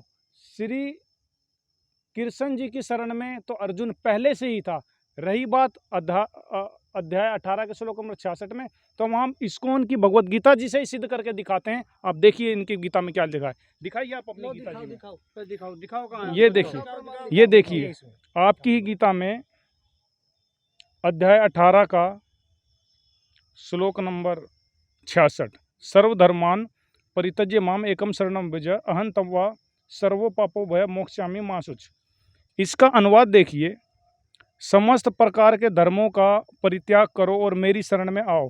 बल्कि ब्रज का अर्थ यहाँ मूल संस्करण में देखिए, ब्रज का अर्थ होता है जाओ, उन्होंने ही किया है। ऊपर तो लिखा है जाओ और नीचे इन्होंने करा है घुमाओ। ये देखिए उसमें ही दिया हुआ ऊपर इन्होंने जो संस्कृत के अर्थ किए, इसमें लिखा है जाओ, ऊपर जाओ लिखा है और नीचे इन्होंने घुमाओ करा है, आओ कर दिया। ऊपर जाओ नीचे घुमाओ, ये इनका गीता जी का भूल ज्ञान है। इस पे भी मेरा बोलने का एक पॉइंट है। अगर श्री कृष्ण जी बोल रहे हैं कि शरण में जाओ, तो वो किसकी शरण में जाने भेज रहे हैं? वो तो खुद ही पूर्ण परमात्मा खड़े हैं, तो जाने के किसकी शरण में बोल रहे हैं? इसमें तो आप संशय, आप भगत समाज को संशय में डाल रहे हो। जैसा कि इनका ये प्रश्न है कि कृष्ण जी तो अपनी शरण में आने को कह रहे हैं, वो किसकी शरण में जाने को कहेंगे जब वो खुद ही परमात्मा है? जी देखिए, अभी इससे पहले जो आपको ढेर सारे प्रमाण संत रामपाल जी महाराज जी के सत्संगों से और उनके ज्ञान से, उनके प्रमाण से लेके दिखाया गया है कि वह परम अक्षर ब्रह्म है, वह गीता ज्ञानदाता से भिन्न है, वह कबीर देव है, कबीर साहब है, परम अक्षर ब्रह्म है, परम दिव्य पुरुष है जिसको गीता जी में कहा गया है और जिसको संतों ने कबीर देव कहा है, वेदों में कबीर देव कहा गया है, उसके शरण में जाने के लिए कहा गया है। और एक बात है जिसमें मान लीजिए मैं बता रहा हूँ 1862 में जो बोला गया है कि तमेव शरणम गच्छ सर्वभवन भारत, तो उसमें भी तो जाने के लिए बोला जा रहा। तो अगर ये बोल रहे हैं कि आने के लिए बोला तो 62 वाला इसका मतलब गलत है, दोनों मिलाएंगे। अगर ब्रज माने यहाँ पर जाना अर्थ लिखा हुआ है, इन्हीं के इसमें इस्कोन वाला में लिखा हुआ है कि ब्रज माने जाना, गो माने जाना, तो फिर आना कैसे होगा? उसका जब अनुवाद करेंगे तो आना होगा ना। हम गो का कहीं सेंटेंस बनाएंगे तो इसमें थोड़ी बोलेंगे कि यहाँ आओ, हम लोगों ने जाओ, कहीं भी बोलना है गो माने गो देयर, गो टू। जैसा कि अभी अनुयायियों ने बताया, कृष्ण जी दूसरे की शरण में जाने को कह रहे हैं, तो अभी उन्होंने कुछ प्रमाण का हवाला दिया, तो सर आप इनके बारे में क्या कहना चाहेंगे? ये सब तोड़ मरोड़ के बता रहे हैं, झूठ बोलते हैं, ये कोई सच्चाई नहीं है। तो सर आप क्या कहेंगे? सर सच्चाई नहीं है, आपके ही गीता से हम लोगों ने दिखा दिया, फिर बोलते हैं सच्चाई नहीं, इसका मतलब आपको ज्ञान नहीं है। तो मैं इस डिबेट में आगे बढ़ता हूँ और इनके अनुयायियों से और भी आरोप और इनका जो सवाल है वो मैं उठा लेता हूँ। तो सर आप क्या कहना चाहेंगे इनके बारे में? हरे कृष्णा। संत रामपाल जी महाराज के शिष्यों से ये पूछना चाहता हूँ मैं कि एकादशी के व्रत को मना क्यों करते हैं वो? ये सतयुग से चली आई परंपरा है और वे पितर पूजा को भी मना करते हैं, पिंडदान को भी मना करते हैं। ऐसा क्यों? 40 साल से मैं भक्ति कर रहा हूँ कृष्णा की, लेकिन आज तक मैंने कभी नहीं देखा ऐसे। तुम तोड़ मरोड़ के बता रहे हो गीता जी में से, ये कोई सत्य नहीं है, ये सब कुछ झूठ है। हरे कृष्णा हरे कृष्णा। जैसा कि दर्शकों आपने देखा कि माहौल बहुत गर्म हो चुका है, तो मैं अब संत रामपाल जी महाराज के अनुयायियों से इसका जवाब लेता हूँ कि व्रत, श्राद्ध पूजा और पितर पूजा को गीता में क्या वास्तव में मना कर रखा है? ऐसा इस्कॉन जो धर्माचार्य है उनका कहना है कि ये बातें तोड़ मरोड़ कर पेश कर रहे हैं। तो सर आपका क्या कहना है?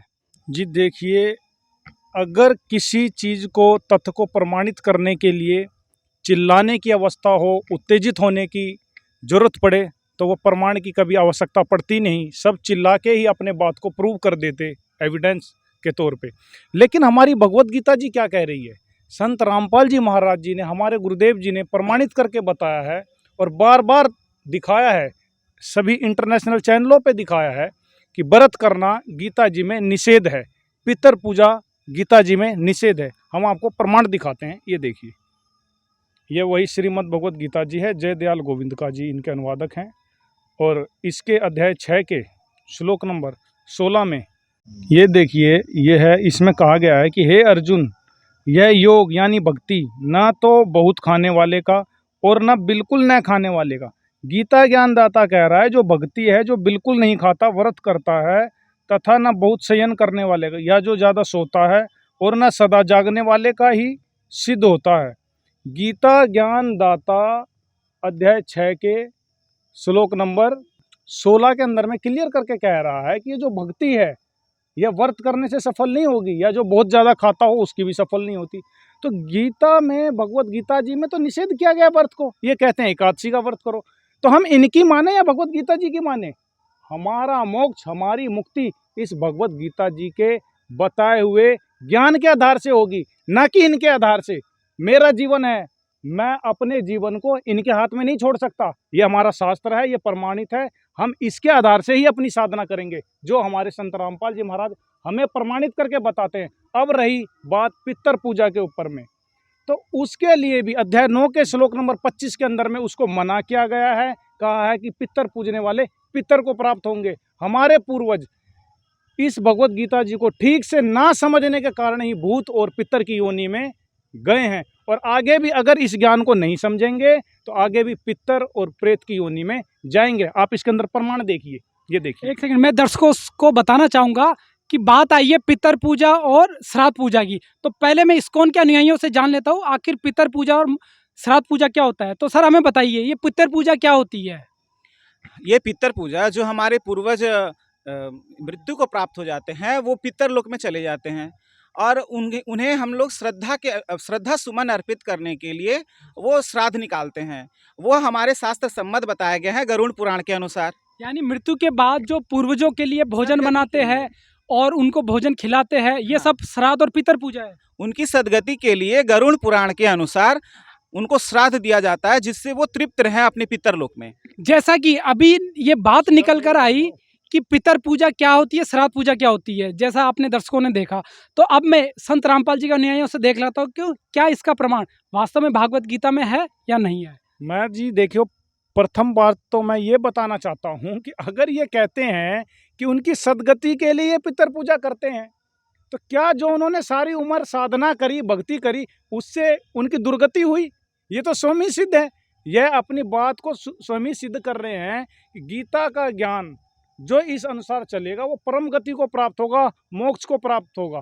लेकिन ये खुद ही बता रहे हैं कि जो परंपरागत ये साधना करते हैं, उससे इनके जो पूर्व में माता पिता दादा परदादा थे वह अधम गति को प्राप्त हुए, पितर बने। तो इसके अंदर में भगवत गीता जी में तो पितर पूजा के लिए मना किया गया है। अब आप प्रमाण देखिए इसके अंदर में, जो हमारे गुरुदेव संत रामपाल जी महाराज जी दिखाते हैं, ये वही है गीता प्रेस गोरखपुर और जय दयाल गोविंद का, जिनके अनुवादक हैं। ये अध्याय 9 का श्लोक नंबर 25 है।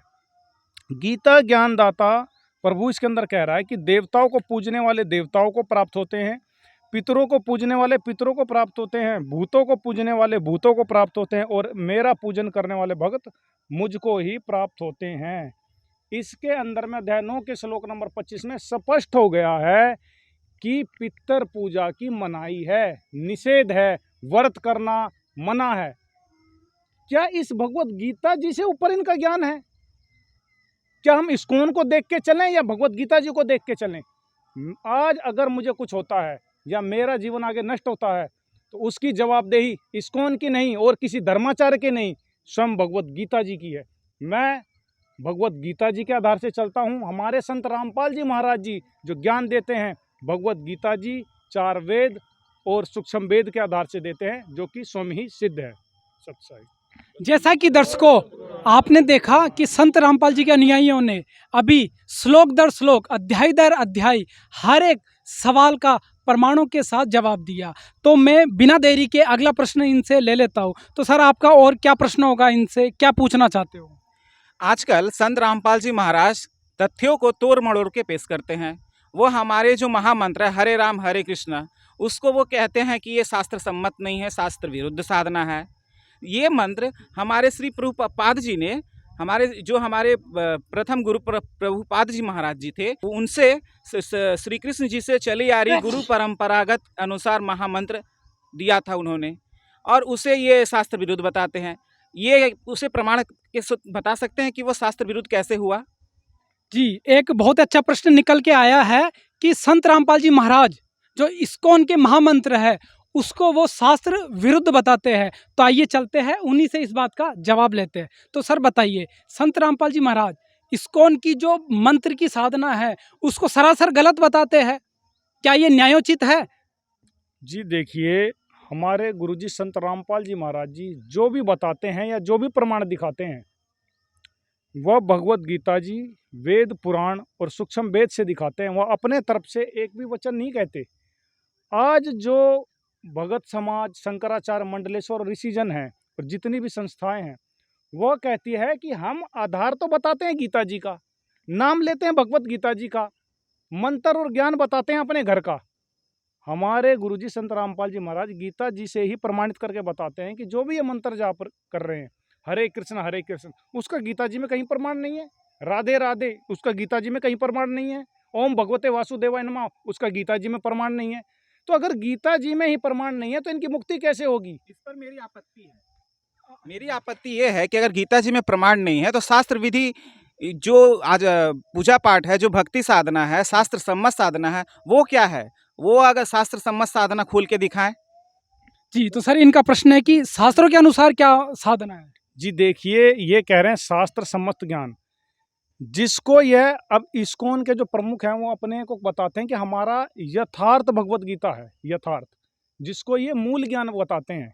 लेकिन जो भी भगत समाज अगर इस भगवत गीता जी को ठीक से जांच पड़ताल करेगा तो उनको पता लग जाएगा कि जिसको यह मूल ज्ञान कह रहे हैं वो इनका मूल ज्ञान नहीं बल्कि भूल ज्ञान है, भूल ज्ञान है और पूरा का पूरा अज्ञान है।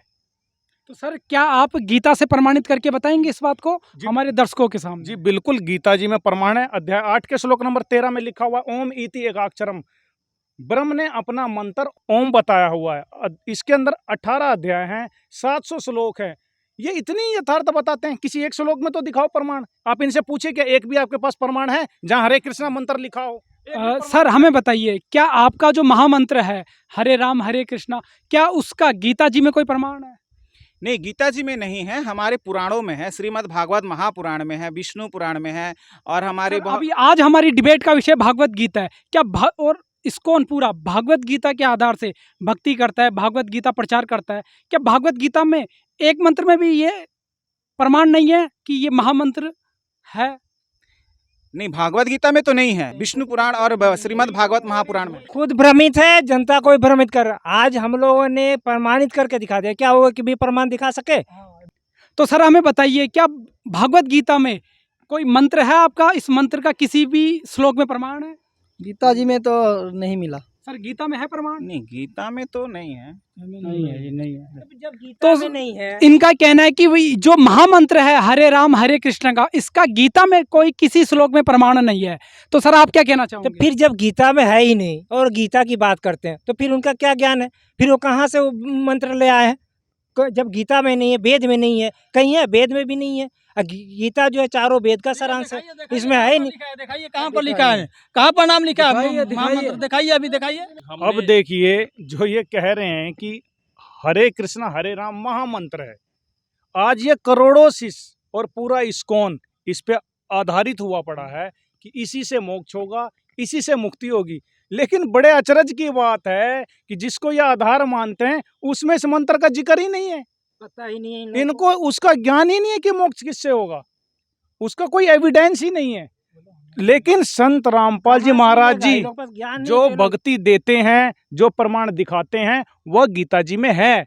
जो साधना हम संत रामपाल जी महाराज जी की करते हैं वो प्रमाणित है और गीता जी में मंत्र है। अध्याय 8 के श्लोक नंबर 13 में बताया गया है ओम इति एकाक्षरम। यह मंत्र हमारे संत रामपाल जी महाराज जी हम सभी को देते हैं और बताते हैं गीता के अनुसार भक्ति करने से आपका मोक्ष होगा। सर प्रमाण दिखाया, प्रमाण ये देखिए, अध्याय 8 के श्लोक नंबर 13 में दिखाते हैं। यह वही जयदयाल गोविंद का गीता प्रेस गोरखपुर से छपी है और इसके अध्याय 8 के श्लोक नंबर 13 में आपको दिखाते हैं।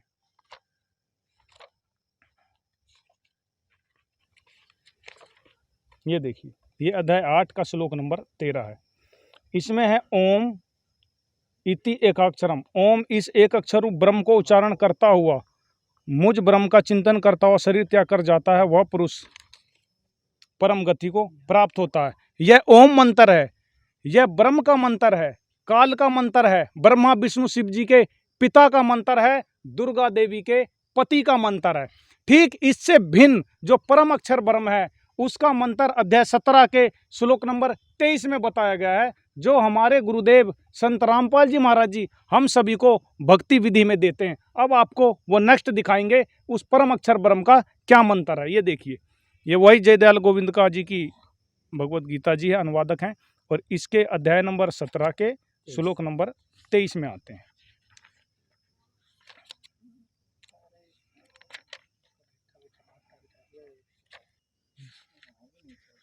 ये देखिए, ये अध्याय नंबर 17 का श्लोक नंबर 23, इसमें लिखा ओम तत् सत ऐसे यह 3 प्रकार का सच्चिदानंद घन ब्रह्म होता है, परम अक्षर ब्रह्म जो प्रभुओं का प्रभु है, देवों का देव है। उस सच्चिदानंद घन ब्रह्म का नाम कहा गया है। क्या नाम कहा गया है? ओम तत्सत इति त्रिविध ब्रह्मणे निर्देश स्मृत। उसी से सृष्टि के आदि काल में ब्राह्मण और वेद तथा यज्ञ आदि रचे गए। अब इसके अंदर प्रमाणित हो गया अध्याय 17 के श्लोक नंबर 23 में कि जिसने सारी संसार की उत्पत्ति की, जिसने वेद और ब्राह्मण की उत्पत्ति की, जिसने यज्ञ आदि की रचना करी, वह परम अक्षर ब्रह्म है। उसका मंत्र ओम तत्सत है, जो हमारे संत रामपाल जी महाराज जी हमें दीक्षा में देते हैं। तो अब आप बताइए, जो भूमिका बनाई गई थी कि गीता जी ही है गीता जी का प्रमाण, और इसका किसको है ज्ञान, तो आइए प्रमाणित हो रहा है कि भगवत गीता जी के आधार से जो साधना देते हैं, जो भक्ति देते हैं, वो आज पूरे विश्व में, पूरे पृथ्वी पर संत रामपाल जी महाराज हैं, हमारे गुरुदेव हैं। उनके पास ही गीता जी का मूल ज्ञान है। और बाकी आज पूरे पृथ्वी पर जितने भी ये भक्तजन हैं जो मानते गीता जी को हैं पर ज्ञान अपना देते हैं, वो आपको सिद्ध भी हो गया। गीता जी का ज्ञान और इसका मंत्र हमारे गुरु संत रामपाल जी महाराज जी देते हैं, और इनका जो मंत्र है वो इनके घर का है और वो व्यर्थ है, उससे किसी का मोक्ष नहीं होना। पितर और भूत बनते आए हैं, अगर वो साधना करेंगे तो आगे भी बनते रहेंगे। ये लोग भी भूत बनेंगे, ये लोग भी भूत। जैसा कि दर्शकों आपने देखा कि संत रामपाल जी के अनुयायियों ने इनके सभी सवालों का यहाँ पर प्रमाणों के साथ जवाब दिया। तो सर आप क्या कहना चाहेंगे इनकी साधना भक्ति के बारे में? सबसे पहले हरे कृष्णा।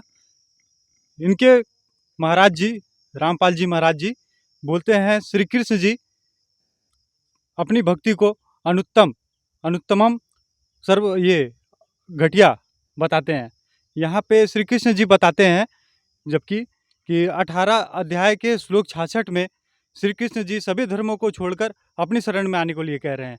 श्री कृष्ण जी ऐसा क्यों कहेंगे, आप बताइए। इनका सवाल है दर्शकों कि संत रामपाल जी महाराज और उनके अनुयायी ये प्रचार करते हैं कि कृष्ण जी अपनी भक्ति को घटिया बता रहे हैं, जबकि कृष्ण जी तो सभी पूजाओं को छोड़कर खुद की शरण में आने को कह रहे हैं। तो ये विरोधाभास क्यों? तो सर बताइए, ऐसा विरोधाभास क्यों? देखिए, प्रथम तो सवाल ये उठता है कि वह अपनी भक्ति को अनुत्तम क्यों कह रहे हैं।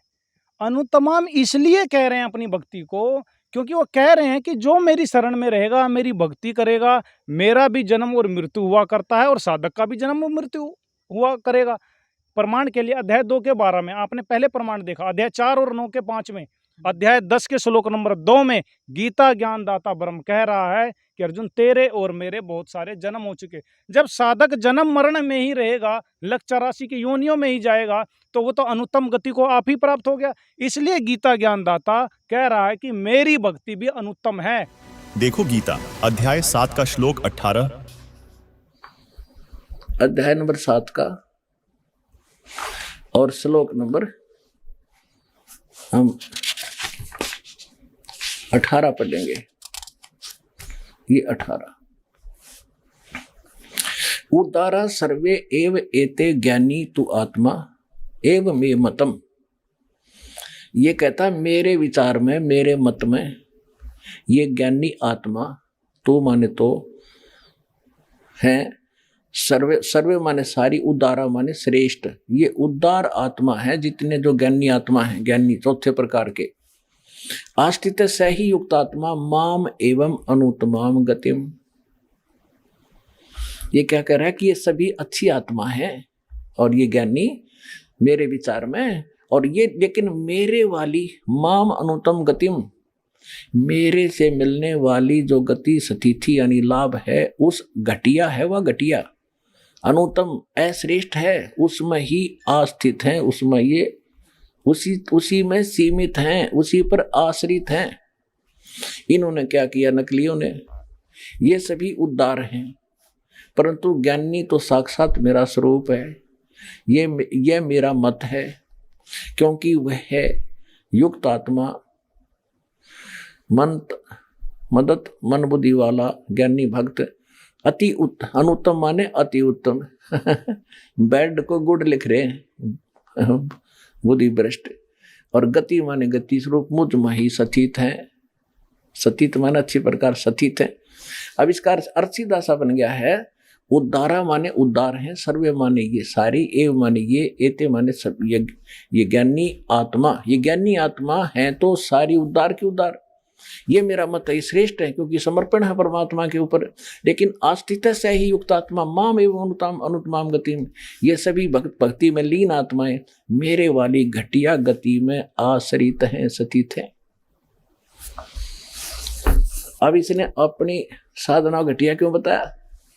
जैसे दास ने बहुत बार बताया आपको, और आज भी क्लियर किया इस सत्संग के दौरान। जैसे आपको बताया कि ऋषियों ने हठ योग तो ले लिया ब्रह्मा जी से, इसको आकाशवाणी हुई थी देवी भागवत के 3रे स्कंद में, कभी पढ़ाएंगे आपको कंप्लीट, उसमें लिखा है। तो वो तो वहां से ले लिया, और वेद मिले बाद में उसमें ओम मंत्र, कोई मंत्र नहीं दूसरा। तो इन्होंने ओम मंत्र को पूर्ण परमात्मा मान। जैसे देवी भागवत में आपने पढ़ा, देवी भागवत के अंदर देवी खुद कह रही है ब्रह्म को, ये अक्षर ब्रह्म है।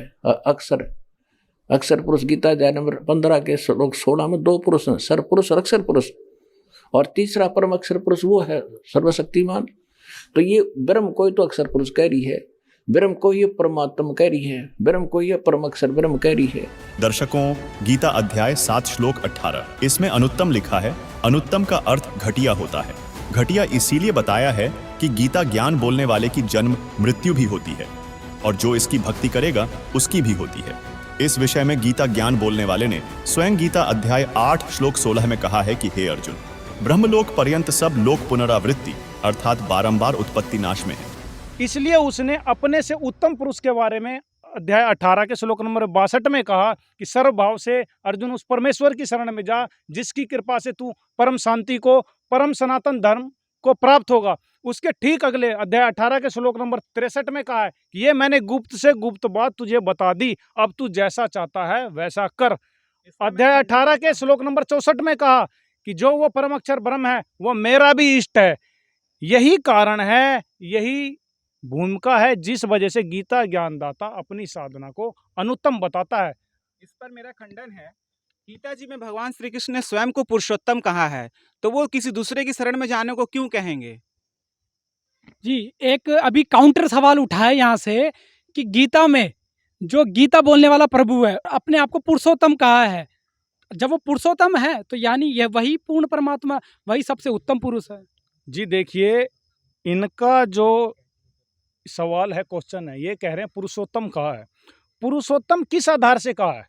उन्होंने कहा है कि जो हम पृथ्वी पे रहने वाले ये जीव हैं, हम सब जितने भी प्राणी हैं, इन सबों से उत्तम है, ना कि परम अक्षर ब्रह्म से उत्तम है। अगर उससे उत्तम होता तो अपनी जन्म और मृत्यु क्यों बताता? अपने से अन्य परमात्मा के बारे में क्यों बताता? क्यों बताता कि मेरी जन्म और मृत्यु होती है, मेरा मंत्र ओम है, मेरे से भिन्न एक परमात्मा है, वो मेरा भी इष्ट देव है, मैं उसकी शरण में हूँ, ऐसा क्यों बताता? तो ऐसा कुछ भी नहीं है। उन्होंने जो कहा मैं उत्तम हूँ, पुरुषोत्तम हूँ, वह हम मानवों से, ब्रह्मा विष्णु शिव जी से, दुर्गा जी से उत्तम है, ना कि परम अक्षर ब्रह्म से उत्तम है। जो सर्वोत्तम प्रभु है, जो पुरुषोत्तम है, वो वास्तव में परम अक्षर ब्रह्म है, कबीर देव है, कबीर साहब है। तो सर हमें कोई प्रमाण दिखा सकते हो कि पुरुषोत्तम से उत्तम कोई पुरुष है? देखिए गीता जी, 3 पुरुष है, सरपुरुष, अक्षर पुरुष, और तीसरा वो परम अक्षर पुरुष। ब्रह्म, सर ब्रह्म कहो, सर पुरुष कहो, फिर अक्षर ब्रह्म कहो चाहे अक्षर पुरुष कहो। अब ये सर पुरुष है, जो सर ब्रह्म है, ज्योति निरंजन काल है, ये केवल 21 ब्रह्मांड का स्वामी है, प्रभु है, मालिक है। ब्रह्म माने भी भगवान होता है, लेकिन ये प्रथम श्रेणी में आ गया, यो भी भगवान को आवा यहाँ पर मालिक। और इससे नेक्स्ट जो अक्षर ब्रह्म है, और इससे अगला जो हो परम अक्षर ब्रह्म है, वो तीसरे नंबर का परमात्मा, वो परम अक्षर ब्रह्म है, वो वास्तव में अविनाशी है। ये भी स्पष्ट क्लियर होता है इसमें गीता अध्याय नंबर 15 के और श्लोक नंबर अब 16 में पढ़ेंगे हम। इसमें द्वौ इमौ पुरुषौ लोके सरय च अक्षर एवं च सरय सर्वाणी भूतानि कुटस्थ अक्षर उच्यते। इसका सीधा अर्थ है कि संसार में, इस मिट्टी वाले लोक में इस काल का, सरपुरुष का और अक्षर पुरुष के जो जितने भी ये ब्रह्मांड हैं, ये नासवान हैं। तो इसको सारे को एक लोक कहा है कि इस लोक में 2 पुरुष दो प्रभु माने जाते हैं। पुरुष माने स्वामी, जैसे सरपुरुष और अक्षर पुरुष। सरपुरुष ये केवल 21 ब्रह्मांड का स्वामी है, प्रभु है, पुरुष है। और ये अक्षर पुरुष है, ये 7 संख ब्रह्मांड का प्रभु है। और इनसे जो हटकर जो तीसरा परम अक्षर ब्रह्म है, वो असंख्य ब्रह्मांड का स्वामी है, प्रभु है, पुरुष है, जिसके अंतर्गत सरपुरुष और अक्षर पुरुष के भी आते हैं। अब देखना, अब हम यहाँ पढ़ रहे हैं 15वें अध्याय का 16वां श्लोक, इन्हीं का अनुवाद पढ़ते हैं। इस संसार में नाशवान और विनाशी भी ये 2 प्रकार के पुरुष माने प्रभु हैं, स्वामी हैं, मालिक हैं, 2 प्रकार के। और संपूर्ण प्राणियों के शरीर तो नाशवान है, जीवात्मा से मरती नहीं। इसका सीधा सा अर्थ है कि सर माने नाशवान होता है, अक्षर माने अविनाशी होता है। ये अक्षर पुरुष की आयु बहुत घनी है, इसलिए ये अक्षर अविनाशी दिखाई देता, पर ये वास्तव में अविनाशी नहीं है। जैसे एक तो ये चीनी मिट्टी के बने हुए कप और प्लेट हो, एक स्टील का बना हुआ प्लेट हो, कप हो, तो चीनी वाले बने हुए इस मिट्टी के कप से तो आप अंडरस्टूड है कि हाथ से छूटा टूटा, टुकड़े टुकड़े। तो ये स्थिति तो है सरपुरुष और इसके जितने प्राणी इसके अंतर्गत है, इसके लोक की।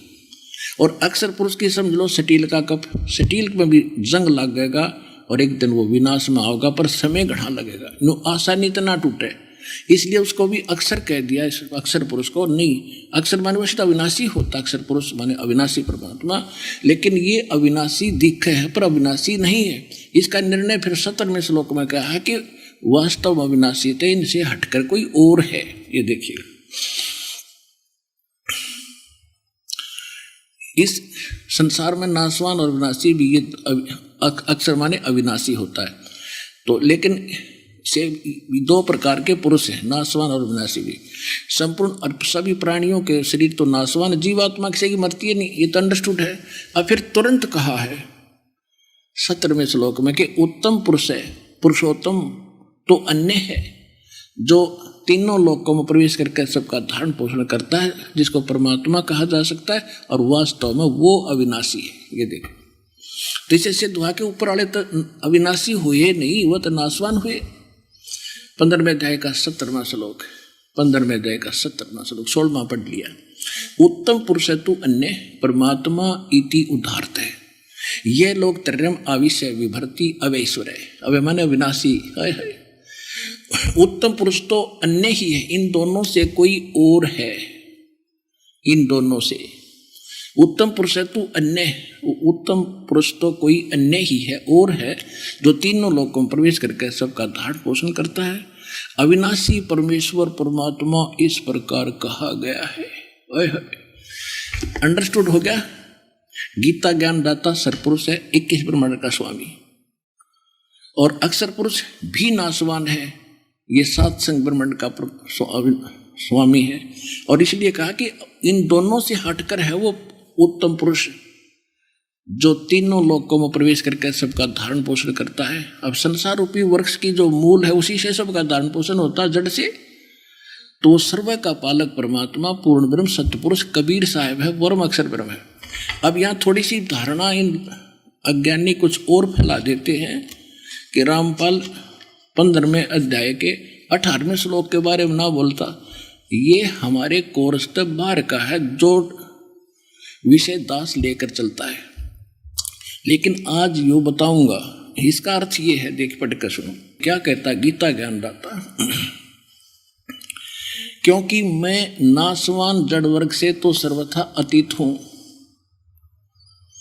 और अविनाशी जीव आत्मा से भी मैं उत्तम हूं, इसलिए लोक और वेद में पुरुषोत्तम नाम से प्रसिद्ध हूं। अब इसने क्या स्पष्ट कर दिया है, देखिएगा। यस्मात् क्षरम अतीत अहम अक्षरात अपि च उत्तमम उत्तम अतः अस्मि लोके वेदे च प्रथित पुरुषोत्तम। अब इसका अर्थ ये बना सीधा सा कि मेरे अंतर्गत जितने 21 ब्रह्मांड में प्राणी हैं, चाहे ब्रह्मा विष्णु महेश भी हैं, दुर्गा है, इनसे मैं अतीत हूं, इनसे तगड़ा हूं, शक्तिशाली हूं।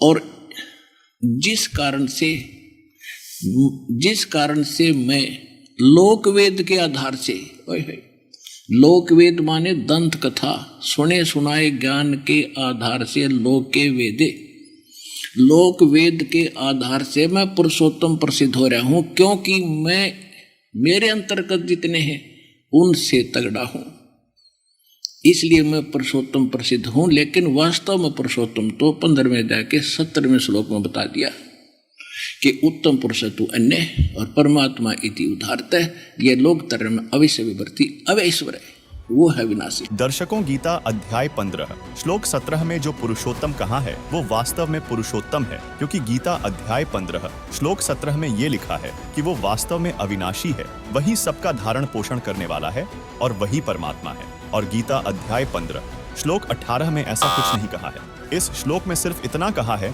कि मैं नाशवान जड़वर्ग से और अविनाशी जीवात्मा से उत्तम हूँ, मेरे अंतर्गत जितने हैं उनसे ही मैं श्रेष्ठ हूँ, इसलिए मैं पुरुषोत्तम प्रसिद्ध हूँ लोकवेद से। इसमें न तो अपने को इसने तीनों लोकों में प्रवेश करके सबका धारण पोषण करने वाला कह रखा है, और न ही अपने को अविनाशी कहा है, और न ही इसने परमात्मा कहा है, और न पुरुषोत्तम। पुरुषोत्तम इसलिए कहा है कि मेरे अंतर्गत जितने जीव हैं उनसे ताकतवर हूँ। दर्शकों, इससे सिद्ध है कि गीता ज्ञान बोलने वाला प्रभु पुरुषोत्तम नहीं है, बल्कि पुरुषोत्तम तो गीता अध्याय 15 श्लोक 17 में बताया गया परमात्मा है। अभी आपको ढेर सारे प्रमाण दिखाए, अध्याय 18 के श्लोक नंबर 62 में, अध्याय 15 के श्लोक नंबर 4 में, अध्याय 2 के श्लोक नंबर 17 में, अध्याय 8 में आपने ढेर सारे प्रमाण देखे हैं जो गीता ज्ञानदाता से ऊपर परम अक्षर ब्रह्म के विषय में गीता ज्ञानदाता जाने के लिए कहता है। इतना सारा प्रमाण देखने के बाद भी अगर उनको समझ में नहीं आता है तो फिर हम लोग क्या कर सकते हैं इसमें? इसके ऊपर में हमारे गुरुजी कहते हैं कि मोती मुक्ता दर्शत नाही, यह जग है सब अंधरे, दिखत के तो नैन चिसम है इनके फिरिया मोतिया बिंदरे। आज हमारे गुरुदेव जी इंटरनेशनल चैनल पे कम से कम 8-10 चैनलों पे उनका लाइव सत्संग आता है, खोल के प्रमाण दिखा रहे हैं। क्या है इनके अंदर कोई जवाब जो सामने आके बोल जाएं? दर्शकों, इस डिबेट को देखने और संत रामपाल जी महाराज के अनुयायियों द्वारा दिखाए गए गीता के प्रमाणों से यह सिद्ध होता है कि गीता का ज्ञान श्री कृष्ण ने नहीं बोला, बल्कि काल ब्रह्म ने बोला, जो ब्रह्मा विष्णु शिव का पिता है और देवी दुर्गा का पति है, जो कि नाशवान है और इसकी भक्ति करने वाले भी नाशवान हैं। इसलिए इस काल ने अपने से अन्य उत्तम पुरुष यानी अविनाशी परमेश्वर की शरण में जाने को कहा है, जिससे इस्कॉन वाले अनिभिज्य हैं, और इस्कॉन वालों द्वारा जिस हरे राम राम राम हरे हरे, हरे कृष्णा कृष्णा कृष्णा हरे हरे को महामंत्र बताया जाता है, वह मंत्र ही गीता में नहीं है, जिससे सिद्ध है कि यह मनमाना मंत्र है। और गीता अध्याय 16 श्लोक 23 के अनुसार मनमानी साधना से कोई लाभ नहीं होता।